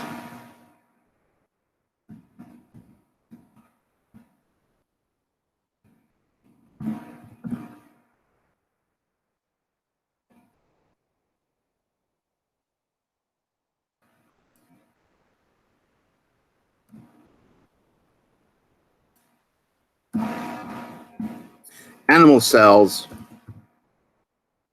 only a cell membrane.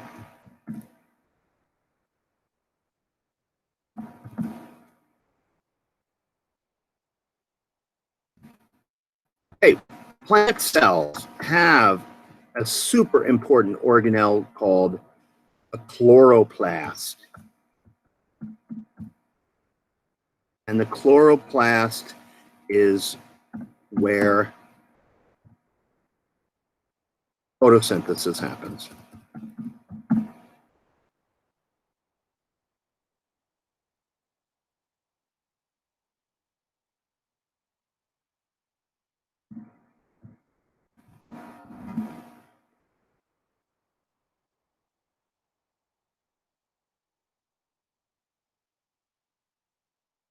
Right?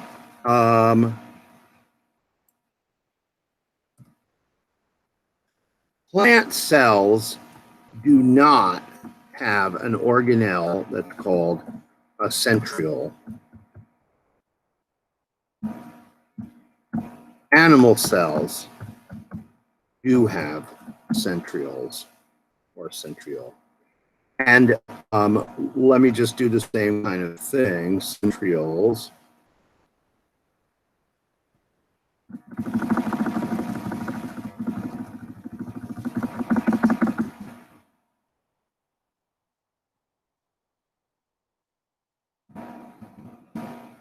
These are organelles that are super important in cell division. Plant cells can be sort of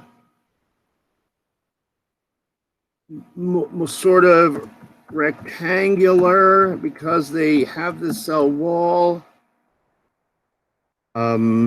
I don't know. You know, I'm going to pull that off because there's so much variation in the shape of cells. It's not even funny. I have a question for you. Yes, go ahead.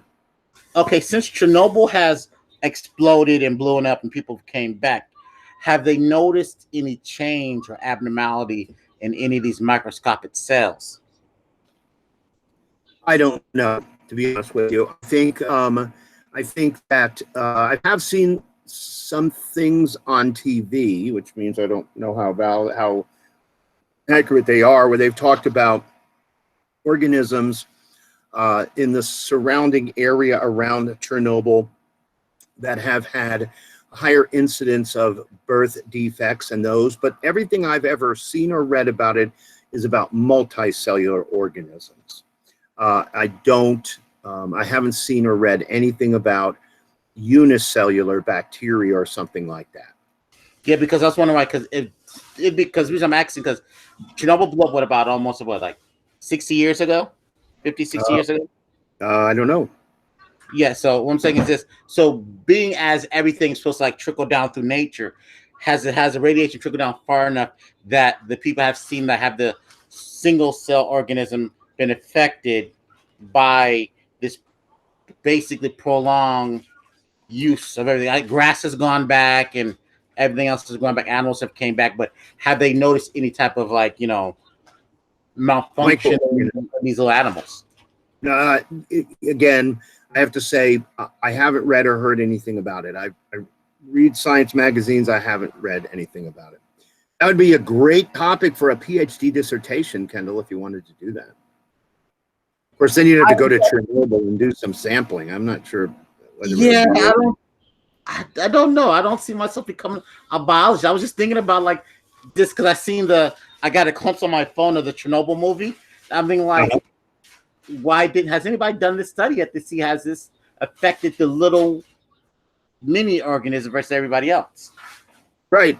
And again, I just don't know. That's really an interesting question. All right, so look, here's comparison of plant and animal cells, just for the record, okay? What I was saying, what inspired me to recreate that slide is this page that I'd like to spend a few minutes talking about, okay? And I don't have the luxury of, I guess I sort of do have the luxury, I suppose, of, let's see if, oh, darn it. Look, I can write on it. What a mess. Look, I just remembered I could do this, and I will probably do it poorly, but let's do it, try it anyway. Okay, so name, appearance, structure, function. This is the plasma cell membrane or the cell membrane or the plasma membrane. you know, this membrane, it forms the outer edge of living cells, even though on the it forms the outer edge, the outer living edge of the cell, even though some kinds of cells, like I've already mentioned, they have something like a cell wall outside them that really helps them with support. Okay, so the appearance here that I've drawn is I've drawn a very simple membrane here. We are going to look at a PowerPoint on membranes, and we'll maybe get to it today. And it includes the main molecules that you find in a membrane, which is phospholipids, proteins, cholesterol. These are animal cells. So animal cells means cholesterol. Remember, cholesterol is only found in animal cell membranes. And then structure, well, this is sort of describes the structure here. And then the function, the control of movement of materials in and out of cells, separation of the extracellular and intracellular environment, all of this kind of stuff. I mean, look, you know, I can remember being in elementary school and they teaching me that the function of the cell membrane was protection. And I guess that's okay for elementary school. But I think if you're gonna be in college, oh, this is me trying to write. Forget it. I'm not writing here. I don't know what I'm drawing. Anyway, if you're in college, I think you need to know a little bit more about the real functions of the cell membrane, which are extensive. Now, this actually summarizes the three types of molecules that we find in a cell membrane. There's three main kinds. The first kind is called a phospholipid. And actually, when we look down here, this, for example, is a phospholipid molecule.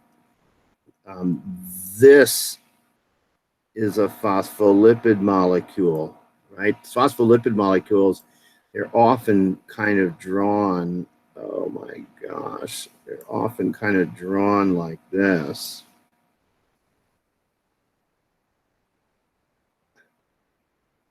You can tell I've never practiced drawing on this. Kind of look like that, where they've got this head here. They've got these tails coming off. I'll explain all that stuff. They form the basic framework or skeleton of the cell membrane.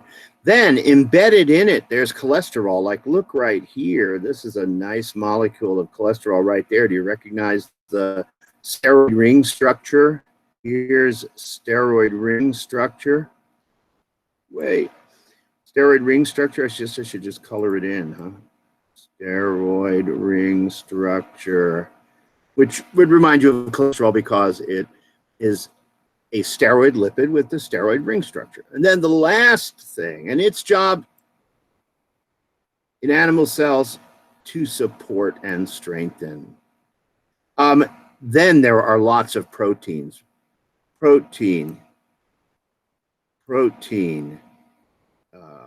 This weird spirally thing is a protein. This weird thing is a protein. Lots of proteins that form the membrane. You know, it's funny because there was a book. I was working at the U in a lab about 3 or 4 years ago, and there was a book, and it was called Cell Membrane Proteins. And that cell membrane protein book was a little over 1,100 pages long. That's what I supposedly wrote there, 1,100. And needless to say, I did not read it, but it was just packed full of information about cell proteins. Here's what I did, though, is I managed to take all of those 1,100 pages and condense them into this phrase: attachments, anchors, protection, labels, forms channels and gates and pores, forms receptors. I took that 1,100-page book and I basically abbreviated it into 1, 2, 3, 4, 5, 6, 7, 8, 9, 10, 11, 12, 13-ish words. Right? And everybody out there is going, oh my gosh, Steve, you're embarrassing yourself by drawing on this. And I would say, you're right. I am embarrassing myself by drawing on this. So goodbye all that drawing stuff, huh? So we're talking about, though, the very basic structure of a cell membrane. Just for a minute, we're going to talk in more detail about cell membranes very soon, probably tomorrow, right? We're going to spend a lot of time today on this organelle stuff. So this is the front side of the page. Here's the back side of the page.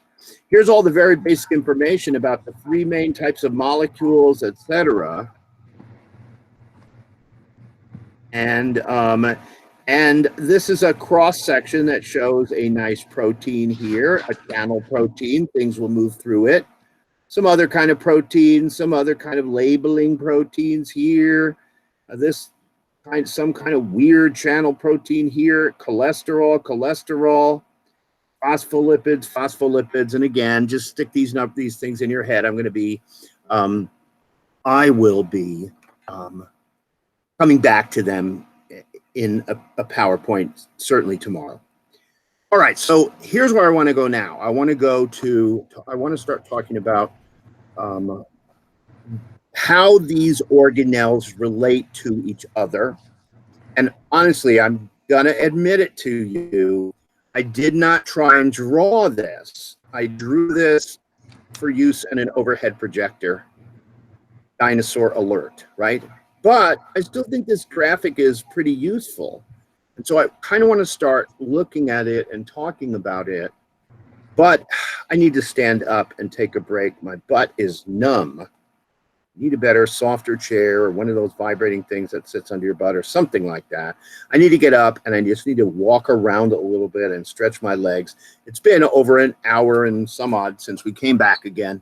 So let's take another quick break. When we come back from that quick break, I'm going to do my best to explain this craziness to you. All right, 10-minute break.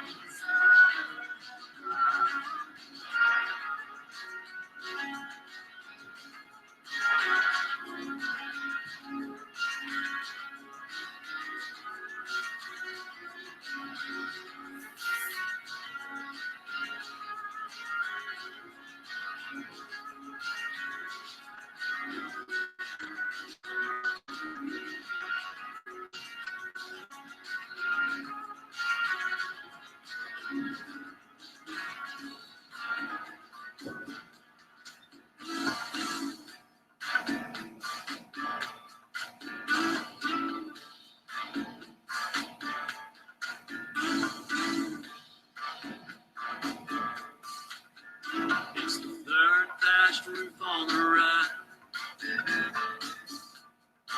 right beside crystal blue.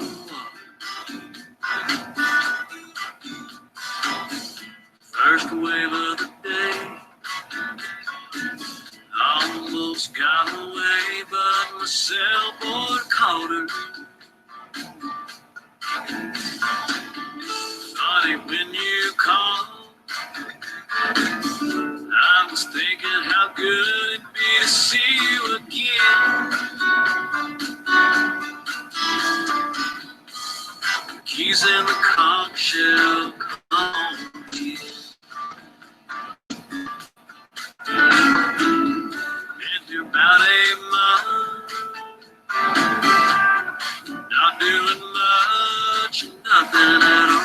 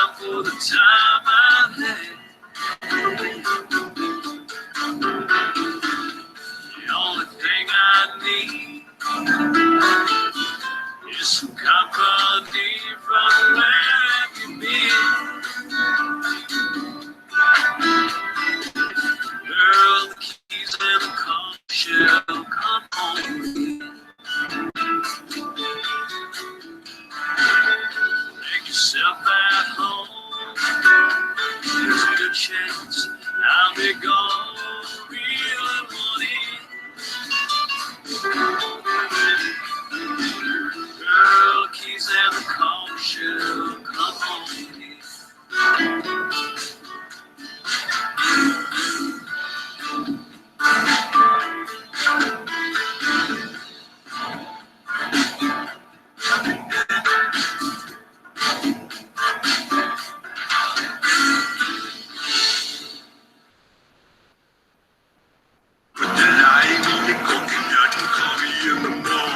Putting the lime in your coconut all day, every day. Sirius XM's Radio Margaritaville.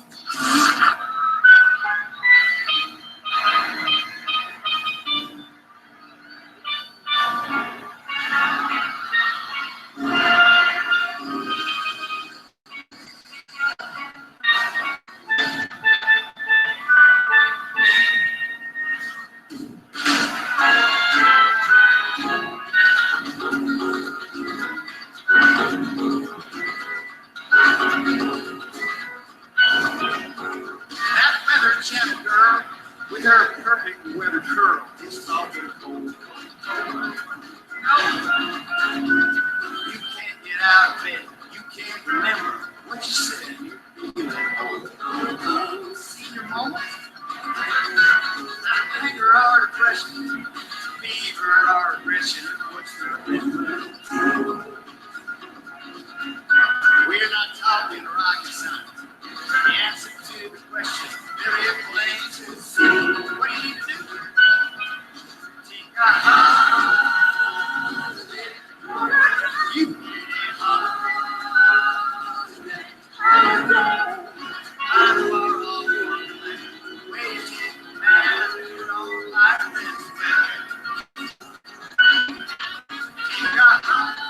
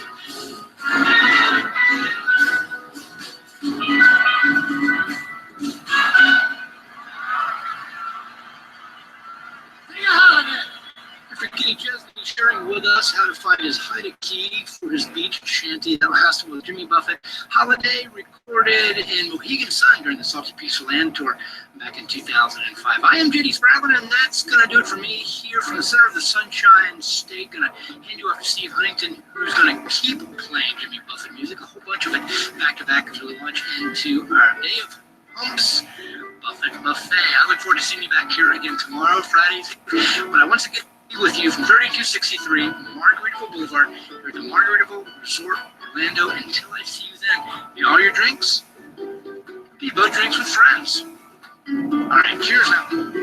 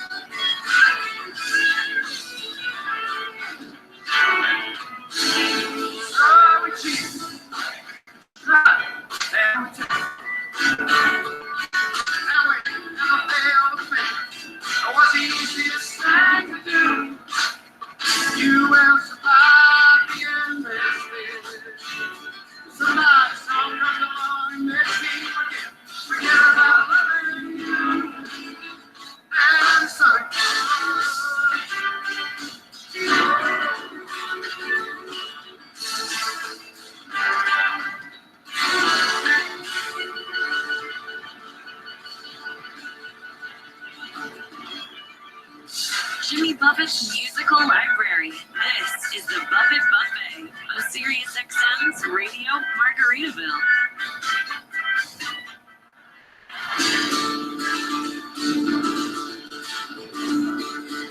A lot of reminiscing going on tonight. I remember back when I first came, working Cassine's out in Cambridge.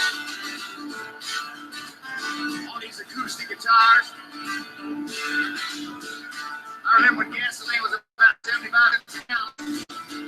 We're gonna put it all together.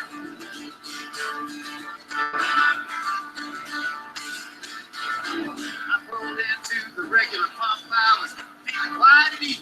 Now I went out and told the man, hey, 50 cents worth of weed. Then I jumped my partner with his trusty pellet gun. Said, boy, this is a whole lot. He's pumping and don't run. Now I wish I was somewhere other than here. Down in some honky tonk, sipping on beer. Yes, I wish I was somewhere other than here. For that great devastation over cost me 2 good years. Hey, we got $15 and a can of STP. Big old jar of cashew nuts and a Japanese TV. Feeling we had food, being nice for our career. Join the one and we'll strike again. First, let's grab a beer. Now I wish I was somewhere other than here. Anybody drinking beer out there, huh? Down in some honky tonk, sipping on beer. Yes, I wish I was somewhere other than here. That great little station hold up, cost me 2 good years. Pick it back.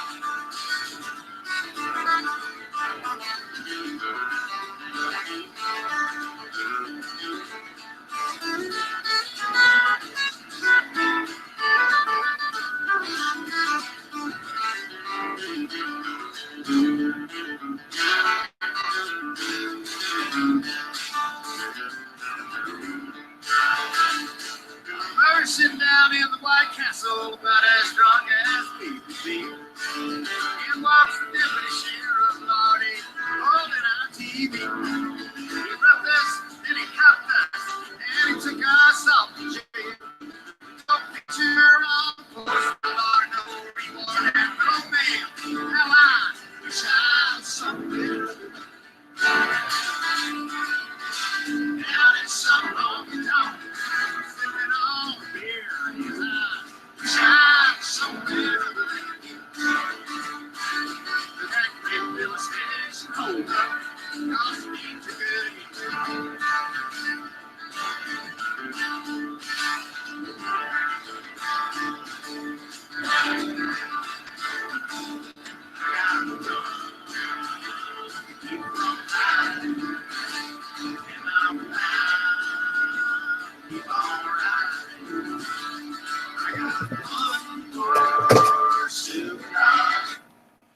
All right, folks. Sorry, Radio Margaritaville instead of the smooth jazz I normally run.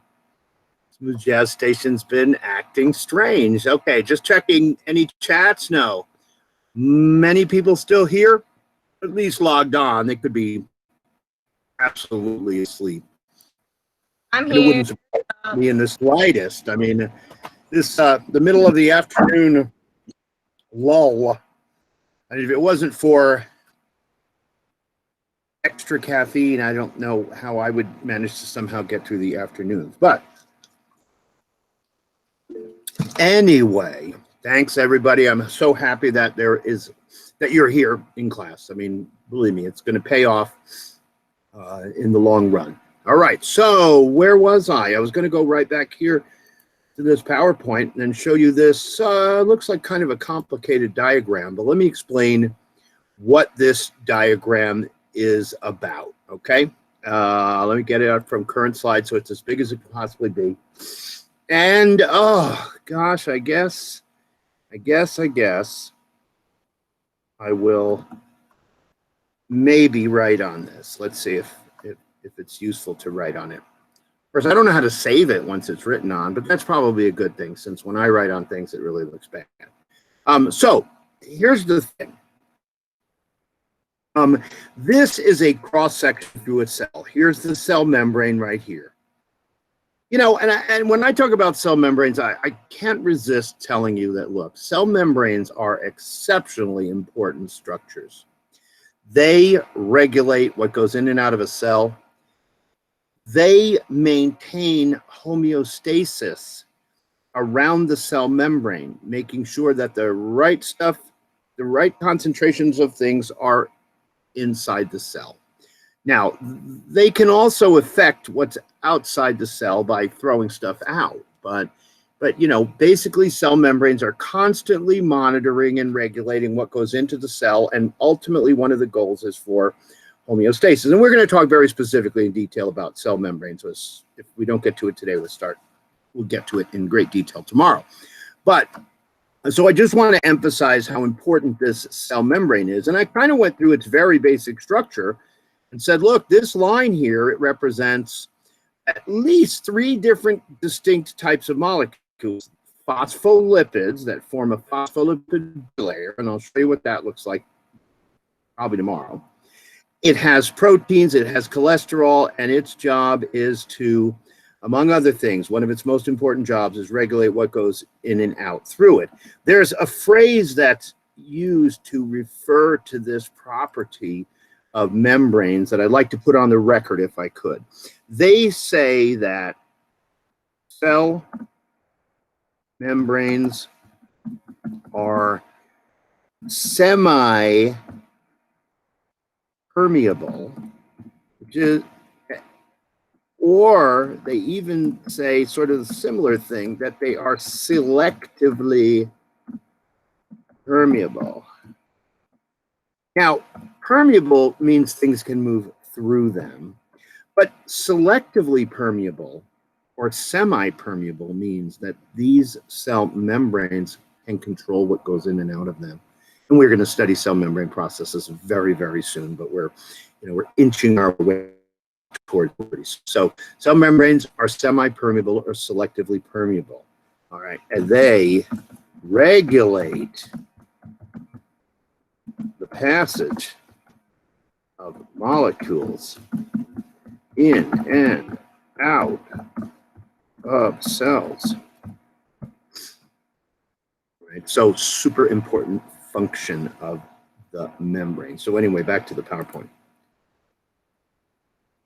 This long. Oh, say, go ahead. Oops, sorry. That's all cell membranes, yeah? Yes, it's all cell membranes, no matter what kind of organism you're talking about.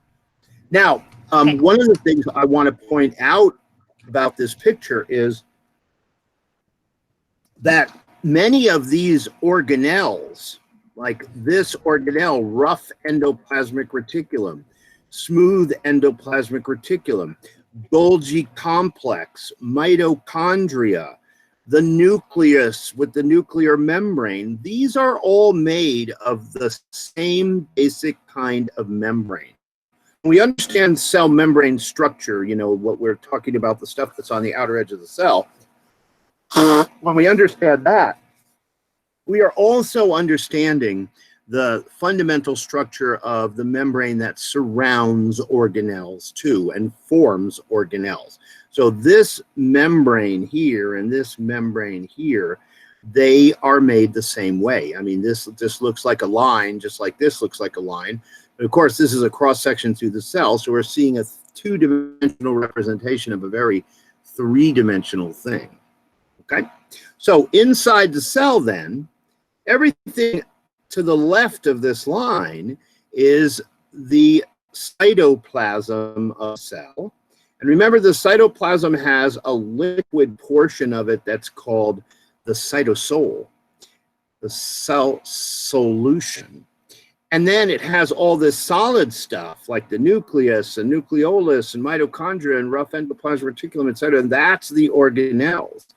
Organelles plus cytosol equals cytoplasm. Okay, just to be clear as I can about that. Now, do you see these numbers? 1, 2, 3, 4, 5. I want to remind you that those numbers refer to this chart. So there's a direct connection there. If you're trying to figure out what you're, what you're seeing, then it might be somewhat helpful to remember that there's that chart sitting there with numbers on it. Okay, so here's the outer edge of the cell membrane. We're deep inside the cytoplasm, and here we are inside of the nucleus. All right, now the outer edge of the nucleus is made up of what is called the nuclear membrane. And the nuclear membrane, I've tried to draw it kind of accurately here. The nuclear membrane is actually a double phospholipid bilayer. This membrane and this membrane is a single phospholipid bilayer. It's just one phospholipid bilayer thick. So let me go back real quickly and say this is a phospholipid bilayer with proteins and cholesterol in it. It's 2 layers of phospholipids. Here's one phospholipid, here's another one. We'll talk about the structure of cell membranes again and in a few minutes or tomorrow. But the bottom line is that that the nuclear membrane is twice as thick as the cell membrane. It's actually folded over like this, and it even sort of forms kind of compartmentalized regions. But the nuclear membrane is a double phospholipid bilayer. It's 2 phospholipid bilayers with a little bit of cytosol or nucleosol in between it. That's what this says H2O. Sorry, it's so tiny. But the nuclear membrane is a double phospholipid bilayer. The other thing about the nuclear membrane that's interesting is, look, you see this opening here? This is a large permanent nuclear pore, right? And what that says there, and I'm sorry, is it says this, large permanent nuclear pore. This is a pretty large opening through the nucleus.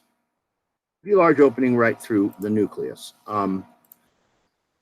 You really could not put a hole like this over in the cell membrane. If you did, really important stuff would leak out of the cell, and you might not be able to get it back. So that would be a problem. The cell membrane does have small temporary openings in it, ones that open and close, but the nucleus has permanent large pores in it called nuclear pores. Okay. Is that what I wrote on the last chapter? Nuclear pore? I hope I did. Yeah, good. So actually I should have wrote nuclear pores.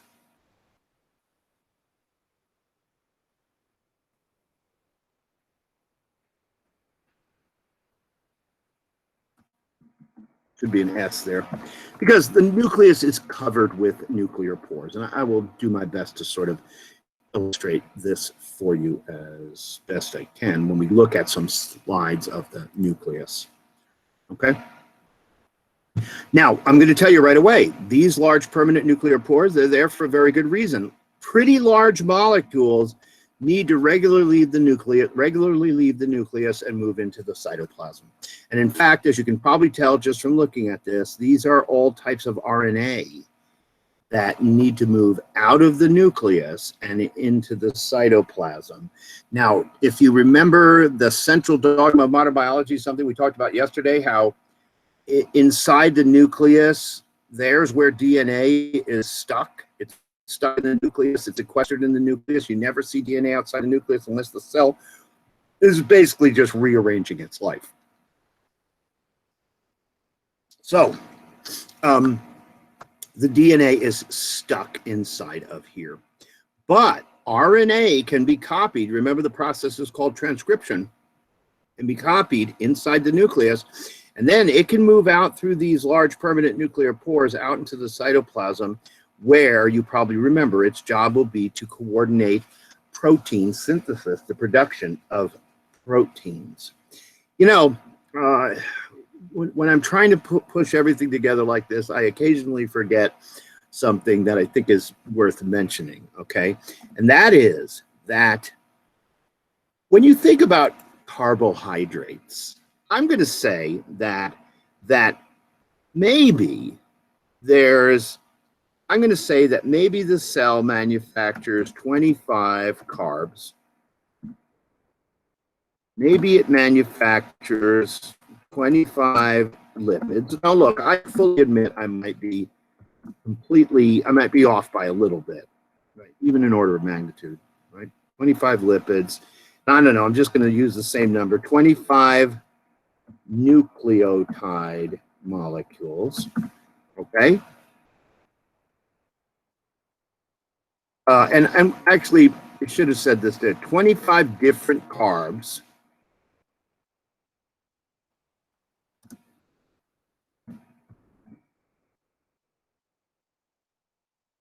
Where's spell check when you need it? 25 different carbs. 25 different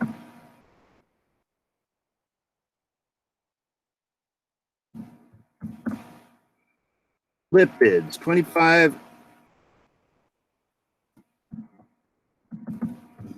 different nucleotides. I mean, I'm just giving you some rough numbers here. I think these are pretty accurate numbers, really. If you were to look at the list, the inventory list for carbohydrates, lipids, and nucleotides in a cell, you would probably find that there's 25 different ones, approximately, give or take a little. Hey, if somebody wants to shoot that down, I would love it. Go and make a list of every carbohydrate the cell manufactures and provide me with that list. I would love to be proven wrong. It might be less than this, it might be a few more than this, but it's not going to be a lot. Here's the amazing thing. The amazing thing is that the cell has to manufacture 30,000 different proteins. Yes, you heard me right. 30,000 different proteins. I mean, you can't compare any of these other numbers to that. 30,000 different proteins. The process of manufacturing proteins using the central dogma model is it's huge for cells because they have to manufacture so many different proteins.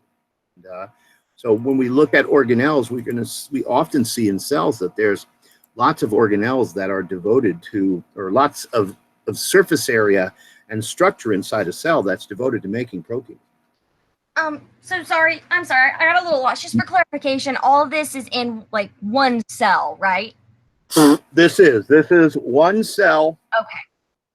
It could be anywhere in your body. It could be you know, in your heart. It could be in your lungs. It could be in your brain. It could be in your liver. It could, you know, anywhere. I mean, honestly, when I think about cells, I often think about one of my favorite cells is the big toe cell. It's a cell that's way out in the boondocks of the body. It's completely reliant on the body to function well for it to stay alive. But no, this is what I guess I would refer to as a typical animal cell. And of course, we have typical animal cells. So you could just say a typical human cell too. And we realize that I'm kind of talking about a generic cell here, that most cells of the body are not generic, they're specialized, but nevertheless, every cell of the body has to manufacture proteins. They have to. They have to manufacture proteins because proteins mean enzymes. They have to manufacture proteins for lots of different things to form their structure, for other functions, etc. So good question. If it's unclear, I am so happy when somebody asks me about it. All right, so I'm going to go back to the nucleus because I want to say that the outer edge of the nucleus is this nuclear membrane, and it's kind of unique. It looks different than the cell membrane. It's twice as thick. It has these large permanent pores. Now, everything inside the nucleus is called the nucleoplasm, all right? And so let me be, again, as clear as I can about that. All right, I'm going to put it over here on the chat line. Is everything inside the nucleus is called the nucleoplasm, right? And the nucleoplasm has a liquid portion that's called the nucleosole, like the solution inside the nucleus. What happened there? Something weird happened there. Nucleoplasm equals, yeah, I'm going to use an equal sign there. That's what I guess the computer was telling me. No, Steve, use an equal sign. Nucleosole plus a substance called chromatin plus an organelle number 2 called the nucleolus. Nucleolus. Okay, and I'm going to put it in parentheses. I have a question for you, or a comment for you. Yeah, go ahead. I was reading an article about maybe about a year or two back, where they found microbes or bacteria that is starting to have the ability to digest plastic in a landfill. Right. They figured that they've been so inundated with plastic is a food source there that they can't get. So there's certain bacteria or organisms have started to digest plastic, and they're starting to harvest this to see if they can use it to. I guess this goes back to the old thing of not to sound cliche, but from Jurassic Park, nature finds a way. Well, yeah, well, I guess at some level that's true. I mean, look, I think that there is a constant search by microbiologists to find bacteria that will digest oils, that will digest fats, that will digest, well, plastics are a big one because we're so inundated with plastics, even microplastic particles. So the fact is that there are microbiologists just looking for that. I mean, in landfills, especially, they would like bacteria that will digest paper. Paper's not that easy to digest. They go into a landfill and they dig down, 50 years, they find the newspaper, you can still read it. So I think what this is it's part of a global search for bacteria that can digest some things that we don't generally think of as digestible. And the whole reason is just to say reduce the size of landfills. I mean, oh my gosh, imagine if you could get a bacterium that would digest plastics and you could introduce that into like that giant Pacific garbage patch or something like that, and start digesting away some of that accumulated plastic. I mean, certainly. Then my question is, if it is digesting plastic, then what would be if it's going as plastic on one end, what's coming out on the other end? Is what's going in worse than what's coming out? Well, when a plastic is a long carbon chain. Now, occasionally you stick other molecules in it, but most plastics are polymers of carbon. So they're really long carbon chains, mostly with hydrogens attached to them. So when you take a carbon chain like that and you digest it, it's going to result, at least part of the time, in carbon dioxide and water. And of course, carbon dioxide is a greenhouse gas, so when you add it to the atmosphere, that's not necessarily good. But then you have to decide what the trade-off is. What's better, the plastic that is, doing the things plastic is doing, or the extra carbon dioxide in the atmosphere? Now, some bacteria, when they digest carbon chains like that, they produce other gases like methane. And methane, you might remember, it's a carbon with 4 hydrogens. It's part of natural gas. It is also a pretty serious greenhouse gas.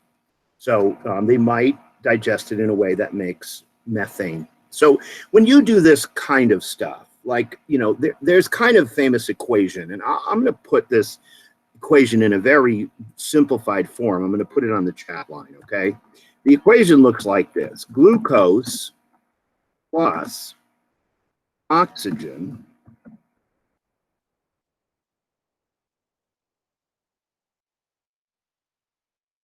can be digested, or yes, can be digested, and what will be released is carbon dioxide plus water.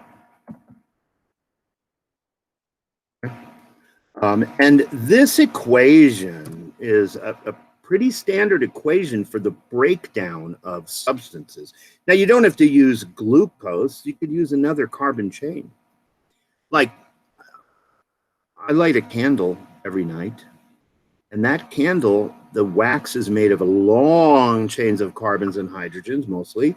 When I start that chemical reaction by putting a flame to that wick, that chemical reaction takes carbon chains made of carbons and hydrogens and oxygen, which comes from the air, and it recombines them, and guess what it makes? Carbon dioxide and water. And water is that produced is steam, because it doesn't make the candle go out, obviously, and the carbon dioxide is just ventilated into the atmosphere. But honestly, when you take organic molecules and you digest them, or you metabolize them, or you burn them, is another way to put it, you're mainly going to produce carbon dioxide and water, unless there's other kind of atoms in there that might affect that. Like you could have sulfur, and that could be turned to sulfur dioxide, or you could have nitrogen, that could be turned to nitrogen oxide. So I think that's the answer to your question. And the question is, would it be worse than is the cure worse than the disease? Well, in this case, I mean, is it better to digest that plastic or just leave it in the environment? That's a decision somebody smarter than me would have to make. Okay, but this basic equation that I just showed you is it is sort of like the breaking, burn down, and what we would call this if we were talking about a cell. When cells do this, we would call this cellular respiration. Right? Is the biochemical pathway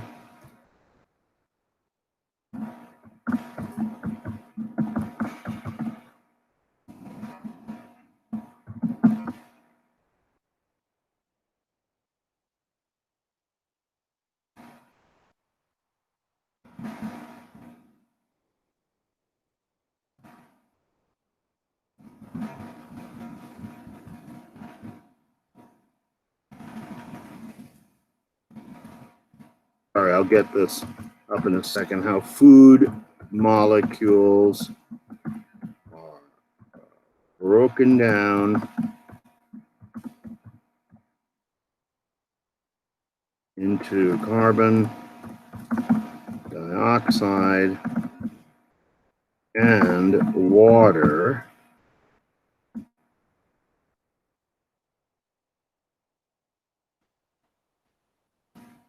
in order to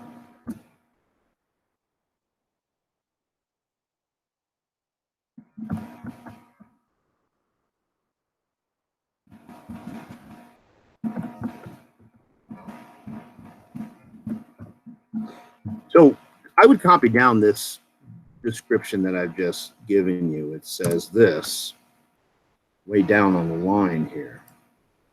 Cellular respiration is the biochemical pathway that describes how food molecules are broken down into carbon dioxide and water in order to harvest energy from those food molecules. That's the reason. When we do cellular respiration, which you're going to hear this phrase from me again, you do it to get energy. That's the reason you do it. And you remember way back to why living things eat stuff. The number one reason on the list was energy. So when you do this process called cellular respiration, you're taking a food molecule. Oh, it could be glucose, it could be a protein, it could be a lipid. Under other circumstances, it could be some other bizarre molecule that has energy stored inside of it, right? And you tear it carefully apart in order to release that energy and store that energy in. So is that how the ATP. energy gets stored in the glucose backbone? Well, no, when it comes to storing energy in the glucose backbone, when we think about that as a food, okay, we think, okay, we're going to eat something and we're going to get energy out of it, right? What we're thinking about is energy that is in these molecules thanks to photosynthesis. So photosynthesis, real quickly, looks like this. Photosynthesis starts with carbon dioxide plus water, and those are crashed together to make, believe it or not, glucose plus oxygen. This is why you should hug a plant every day, because plants are constantly doing an amazing thing to us. They are, I don't know why this came up. No idea. Oh, no, that's not what I want. Why did that come up? Glucose plus oxygen, exclamation point. Solar energy is stored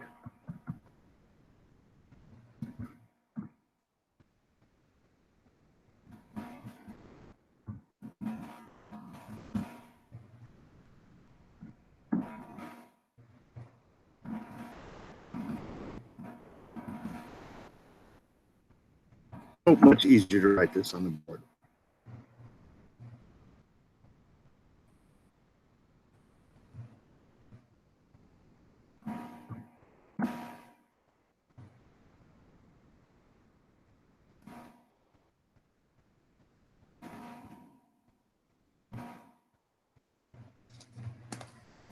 So read what it says here, go all the way down. Photosynthesis, super important process. Without photosynthesis, the biosphere wouldn't look anything like what it looks like.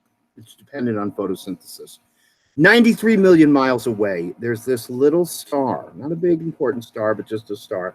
93 million miles away. It sprays energy out all the time. It's light energy, which is a very useful type of energy if you can do something with it. And it goes 93 million miles through space, and it finally crashes into the Earth, some of it. And there we have an entire group of organisms in the biosphere, producers, that can take that energy and transfer that energy into carbon chains. And the carbon chain that we normally think of in that process, because it is the most common carbon chain produced in that process, is glucose. So in photosynthesis, plants take carbon dioxide, a waste gas, and then they take water, which is generally available in the biosphere. Water is one of the most common molecules on the planet. And they do a complicated biochemical pathway, but the products are glucose and oxygen. Wow. Glucose and oxygen. That means that the stuff I need, glucose for energy and oxygen for me to extract the energy, plants are handing me that on a silver platter. Mm-hmm. And then in addition to that, every time I exhale, I'm releasing carbon dioxide, a gas that it's a poison. So it needs to be, I need to get it out of my body. It's a poison. And it enters the atmosphere. But plants are grabbing that waste gas and they're grabbing water. They're cramming together in the presence of sunlight to make glucose. That's food. Plus oxygen. And of course, you already know, exam one aside, that glucose can be used to make cellulose so you can build plant bodies. Glucose can be used to make amylose so that you can eat it and get energy out of it. Okay? And so, where did the energy in the covalent bonds come from? This is the question I was answering. And remember, it came in somehow. Yeah. Solar energy is stored in the covalent bonds of the glucose manufactured by plants. So that's where that energy comes from. Now, the question is it possible for us to manufacture molecules and to put energy in the covalent bonds? And the answer is absolutely yes, right? When we attach two amino acids together to make a protein, some energy will be stored in that covalent bond. If we attach 2,300 amino acids together by peptide bonds to make a protein, a little energy will be stored in every one of those bonds. So there's two sides to the story, okay? But one side is the sort of, hey, the energy we get in order to run our bodies and all that, that is solar energy, okay? Now, where was I? Back over here. Okay, so we're inside the nucleus. And what I just wrote was I said, look, inside the nucleus, there's nucleosol. I know that's hard to read. It's Nucleosol, but I wrote it in the chat line, right? Then there's chromatin. And chromatin is made up of two things, really. Chromatin, which is found inside the nucleus, equals DNA plus what are usually called nucleoproteins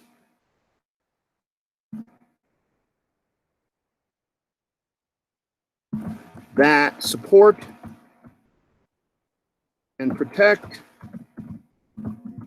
and organize DNA. So that's what chromatin is made of, and I know that it's a little hard to read on my slide.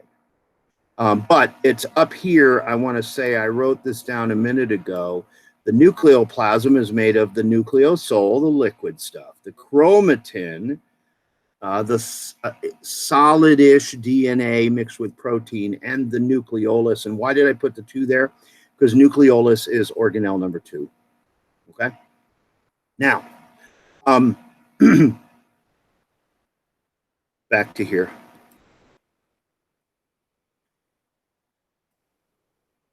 So the other, as I said, here's chromatin, DNA, and histones are a type of nucleoprotein. That's what's written here. It's very poorly written. And you know, these histones or these nucleoprotein job is to protect DNA, to support DNA. Some of them are literally like a spool where you would buy thread, where the DNA is wrapped around the spool just like you would wrap thread around a spool. And that's sort of what I'm drawing here, but I'm not doing a very good job. This is the spool. This is DNA wrapped around it. The spool is formed of a special protein called a nucleoprotein. And then the last thing that's inside the nucleus is the nucleolus, organelle number 2. That's what this big blob is here. All right? So everybody, I hope, now understands the sort of structure of the nucleolus. Well, let's talk about function of the nucleolus. Sorry. We will talk about function of the nucleolus. We'll also talk about function of the nucleus. Now, look, there are certainly many different functions of the nucleus, but one of the most important functions of the nucleus is transcription. Remember this word? Transcription means taking DNA and copying it over to make RNA. And that is one of the main things that happens inside the nucleus. And really, this manufacture of RNA affects the production of proteins.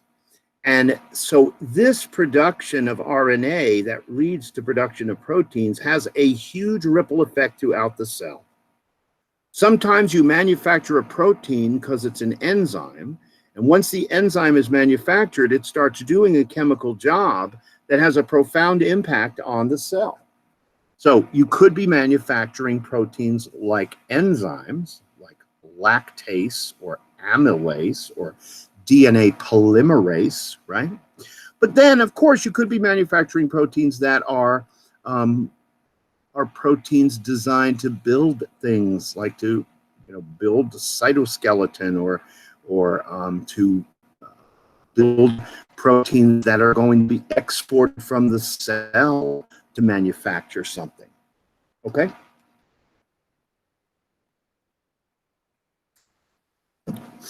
Now, that process, transcription, super important, and I've put it here, and I've underlined it because I want you to remember that this is one of the major events that happens inside the nucleus. So, what does transcription look like in this case? Well, remember, DNA can be copied to make more DNA. That happens, we'll talk about that. Not today. But DNA can also be copied by RNA polymerase, and its job is to make an RNA copy of the DNA. So one of the kinds of RNA that's manufactured in the nucleus and then moves out of the nucleus like this. Oh, come on, Steve, give it up. This drawing thing, it's just not working for me. So it's one of the types of RNA that's manufactured is a kind of RNA called messenger RNA. And messenger RNA is actually the very specific copy of a gene. And you know what a gene is. A gene is a recipe for protein. So when messenger RNA is manufactured by transcription inside the nucleus, it is going to carry the actual recipe for a protein out into the cytoplasm. It can fit through that nuclear pore. And it's headed right over here to this little ribosome, organelle number 9, ribosome, organelle number 9. The messenger RNA molecule. It's abbreviated as lowercase m, capital R, capital N, capital A. Oh, let me show you a document that I've embedded here somewhere. There it is. This document, which I would ask if you would please take a look at, is called The 3 Forms of RNA. These are the 3 really famous types of RNA. You know what? There's probably 20 different kinds of RNA. It seems like they discover new ones every 2 or 3 months. But these are the really famous forms of RNA, right? The first one is the one I just mentioned, messenger RNA. Messenger RNA is the actual copy of the DNA gene. This messenger RNA is the nucleotide recipe for a protein, right? That's what a gene is. It's the nucleotide recipe for a protein. Now, it's written originally in DNA. It's copied over to make RNA version of the recipe, also a nucleotide. That's why they call it transcription. It's being transcribed from DNA to RNA. And then the RNA is able to move out of the cell into the cytoplasm. Okay, so here it is. It's been manufactured. Now it's leaving. It's going out. And it's actually heading right here to this ribosome. That black blob is a ribosome. Okay, and if you want back and look at ribosomes as well, I have that chart ready for you to look at. Okay, now another kind of transcription is going to happen here in the nucleus, and that transcription is going to actually happen right here in the nucleolus. That transcription is actually going to form a kind of RNA called ribosomal RNA, lowercase r, capital N, capital A, ribosomal RNA. And ribosomal RNA forms almost the entire blob here that is called a ribosome. Over here, organelle number 9, ribosome. What does it look like? Little blobs. What is it made of? Ribosomal RNA plus proteins. What is the function of ribosomal RNA? Ribosomes, protein synthesis, right? That's the catch-all phrase that means the big process where proteins are manufactured. I feel like I need to darken this image a little bit. I think I can do that. I think I can. Anyway, back down to here. So what does that ribosomal RNA do? It forms a ribosome, and that ribosome here, organelle number 9, is attached to this big organelle called the rough endoplasmic reticulum. It is organelle number 3. Now, again, I'll remind you, look at here. Here it is. Ribosomal RNA is a strand of RNA which will form a ribosome. A ribosome is a 3-dimensional clump of RNA that will act as a site for protein assembly. The last kind I'm going to show you is this one, transfer RNA, lowercase t, capital R, capital N, capital A, transfer RNA. Like it says here, transfer RNA is a clover leaf-shaped strand of RNA which transfers or carries specific amino acids to the site of protein assembly. Well, what do you need when you make proteins? Well, one thing you absolutely got to have is amino acids, okay? And yes, it's true. There is one type of transfer RNA for every one of the 20 amino acids. So that basically says there must be at least 20 different types of transfer RNA, one for glycine, one for leucine, one for isoleucine, one for tryptophan, one for glutamic acid. You see what I mean? Back, here we go. So that's what this is showing over here, right? It's showing DNA being transcribed in the nucleus to form transfer RNA, and then that transfer RNA leaves the nucleus and it goes out not looking for an AA meeting, it goes out looking for amino acids. That's what the AA stands for. And so a specific type of transfer RNA will grab a specific amino acid and then it will take it right over here because that amino acid is necessary for making that specific protein. So for what it's worth, one, again, of the biggest, most important functions in the nucleus is transcription. And when we are talking about one of the main functions of cells, which is to manufacture proteins, we can see where that starts right in here, where DNA, the DNA inside the nucleus, is transcribed to form messenger RNA, ribosomal RNA, and transfer RNA. And all three of these types of RNA, they all converge together here, here, and they do that convergence in order to be at the site where proteins are made. Messenger RNA is the recipe. Ribosomal RNA is the mixing bowl. Transfer RNA brings the ingredients. And then, of course, we need enzymes over here like protein polymerase and that kind of stuff to hook everything together. But you're going to manufacture protein right here. And I said to you before, because I still think it's amazing, 30,000 proteins that are formed, 30,000 proteins formed in cells. Now, where this is all headed is over to a ribosome. And most ribosomes in the cell are actually attached to a bunch of folded membrane. And this folded membrane with ribosomes attached to it is organelle number 3. And organelle number 3, you'll no doubt remember, because you've memorized this chart already, is called rough endoplasmic reticulum. It is a network of folded membranes forming channels and surfaces covered with ribosomes. What is its function? It is a surface area for the organization of protein synthesis.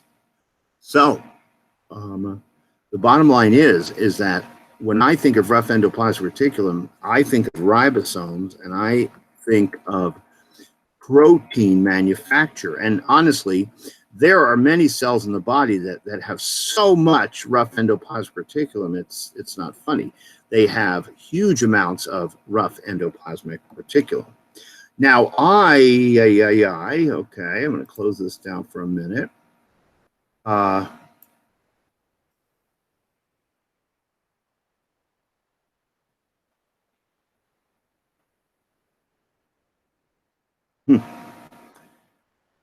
think I have more than one organelle folder here. Where is that?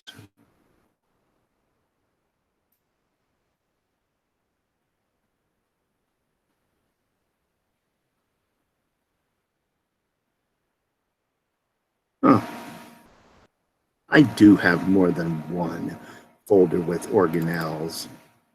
And, you know, while we're thinking about organelles, just for a minute, let me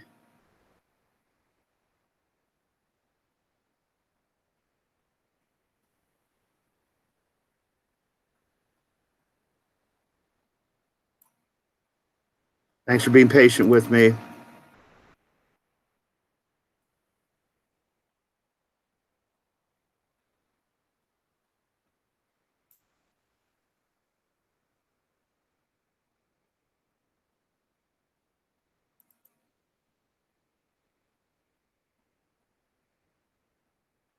Well, look, let's just quickly take a look at this. These are nucleus images that I've collected off Google mostly, but take a look. This is a electron micrographs, transmission electron micrograph of a cell. This is the nucleus here. This really dark stuff is the chromatin. This is the nucleolus. There's the nuclear membrane.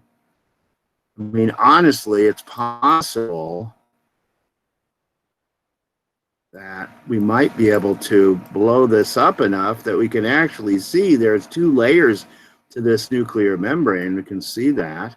Honestly, if we scan along the nuclear membrane, it's possible we might see a nuclear pore. I think this is a nuclear pore right there because it's kind of empty in that area. There's a nuclear pore. Here's a nuclear pore. Anyway, nuclear pore. So there's plenty nuclear pores, okay, that show what a nucleus looks like. Now,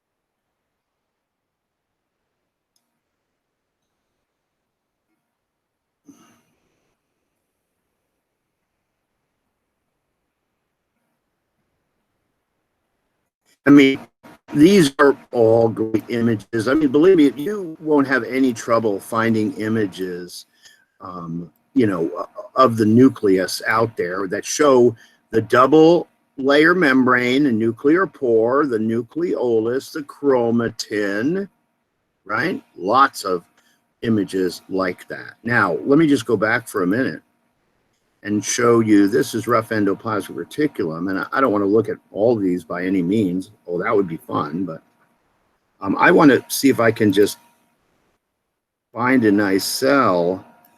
I mean, honestly, there's every one of these cells. How did that mitochondrion sneak in there? Every one of these cells is just packed with rough endoplasmic reticulum. I was just trying to find one that was so impressive that it just, you know, kind of blew you away. But honestly, there's plenty of them. I mean, take a look at this. This is an electron micrograph of a cell.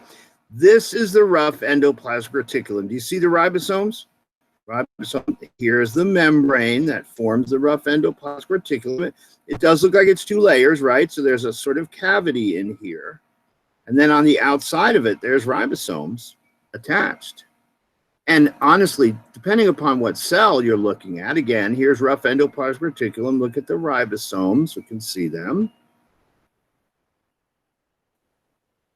I think I just looked at that image, looked at that image, looked at that image. Don't know why I'm looking at that image, colorized image. I want to say almost everything here, this sort of almost makes it look like a fingerprint, doesn't it? This is all rough endoplasmic reticulum, and I'm sure, again, that if I was able to blow it up, which I certainly can, you can see the membrane part, but you can also see the ribosomes.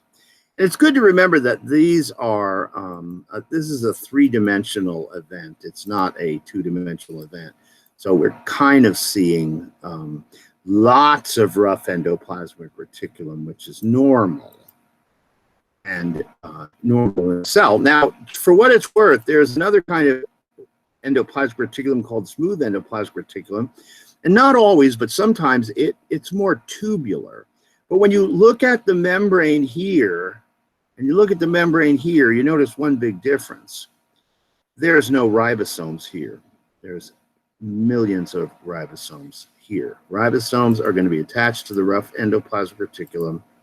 I guess that's it. Here's again, rough endoplasmic reticulum, ribosomes. Here's some other organelles. These could be endon mitochondria or peroxisomes or something like that. So, you know, again, I'm just going to tell you, if you go to Google and you put rough, so this is something you could do in your spare time, is you could look for great images of rough endoplasmic reticulum, which you will certainly find. Now, these are artist conceptualizations, but you could find images, and let's look at electron microscope images and take a look. I mean, there's lots of them, lots. Some of these are ones you can tell I've already picked out of here, but I mean, lots and lots of rough endoplasmic reticulum. Some of it is really nicely colorized, but plenty of great images. And of course, you know, when you find an image like this, chances are that it will take you, if you want, to a text that talks about the function of rough endoplasmic reticulum. So you could have it all. And I mean, any one of these organelles that you wanted to look at, you could do it. Okay. All right. So, you know what? I'm like exhausted right now. I don't know about you. I'm sure everybody wishes I could go on for a couple more hours, but I'm exhausted. So I do have a task for you. I already posted the lab on D2L. I'm going to start here tomorrow at this slide. And this is slide 24. And I'm going to start at smooth endoplasmic reticulum. But feel free to peruse this PowerPoint and everything. I'm going to post this PowerPoint as soon as we're done. I will post it on D2L, and I will post it on my PIMA. So your task now, unless there's a question. Yes, I tweaked it. Unless there's a question, your task for the last few minutes of class, should you decide to accept it, I could understand it if you just wanted to lay down, is to look at this agenda, think about this agenda, take a look at this Osmosis at Home lab, read it, think about gathering materials. You probably already have some gummy bears. Now look, if you don't have gummy bears, you cannot use something like goldfish, okay? Or kittens, right? Don't do it. You must have gummy bears for this, and not live things, but gummy bears, G-U-M-M-I, or something like that. So that's your task for the last few minutes of class, is to find this at-home lab, take a look at it. It's going to be due next week sometime, so the sooner you start thinking about it, the better, okay? Okay, I've already posted this on my PIMA. I've already posted this on D2L. I'm going to post it in my PIMA in a few minutes, okay? All right, we'll get a new quiz posted by noon tomorrow, but it won't be due for 48 hours. Thanks so much for coming to class today. I feel like it's just been a horrendous amount of material, and then having to listen to me talk about it too. So thank you, thank you, thank you. I appreciate your presence in class today. It sounds like there might be a question. Yeah, sorry, just real fast. No, take your time. What about cholesterol? Because I know, so it's in the cell membrane, right? And it helps like support and strengthen it. Is that why too much cholesterol is bad? Because it like stiffens the cells? Actually, the reason that too much, if you have too much circulating cholesterol, right, meaning that you either eat way too much cholesterol, or you have a hard time controlling cholesterol homeostasis because of your genetics. If you have too much circulating cholesterol, it will settle out in your arteries and veins and cause cardiovascular problems. Oh, okay. That's the main thing. So it's true. I mean, it's good that you're bringing this up, because maybe I didn't emphasize this enough to say, look, there's a right amount of cholesterol. You don't want too much and you don't want too little, because you got to build cell membranes. So you want just the right amount. And when I think about that, just the right amount, I think homeostasis. And so cholesterol is one of those medications that needs to be regulated homeostatically. You have to have cholesterol. Look, if you eat a zero cholesterol diet, you won't die. Your body will make cholesterol, right? Because your body needs cholesterol to make hormones, aldosterone, testosterone, progesterone, estrogen, and it needs cholesterol to build cell membranes, right, as part of a cell membrane. So your body will make cholesterol. You have to be able to make it in order to make sure you have plenty for those reasons. But the problem is it's a combination between how much you manufacture and how much you eat and your ability to regulate the two. And so having high levels of cholesterol for long periods of time, it kind of means you can't regulate your cholesterol very well. There's something going on with your genetics. Gotcha. And, you know, and the bottom line is that, look, people are born, they inherit a certain set of genetics, let's say just around cholesterol. And if they have high cholesterol, this is real biological, they're going to still live long enough to have kids and pass those genes on. And then maybe the cholesterol catches up to them and it kills them, right? I mean, but they will still pass the cholesterol genes on. Now, some people who have genes that have a hard time regulating cholesterol, they simply eat very little cholesterol. But the thing is, there are people who eat very high cholesterol diets and they don't have high blood cholesterol because they're really good at regulating it. That's it. And then there are people who are really bad at regulating it, and they can have cardiovascular problems related to cholesterol in their teens or 20s.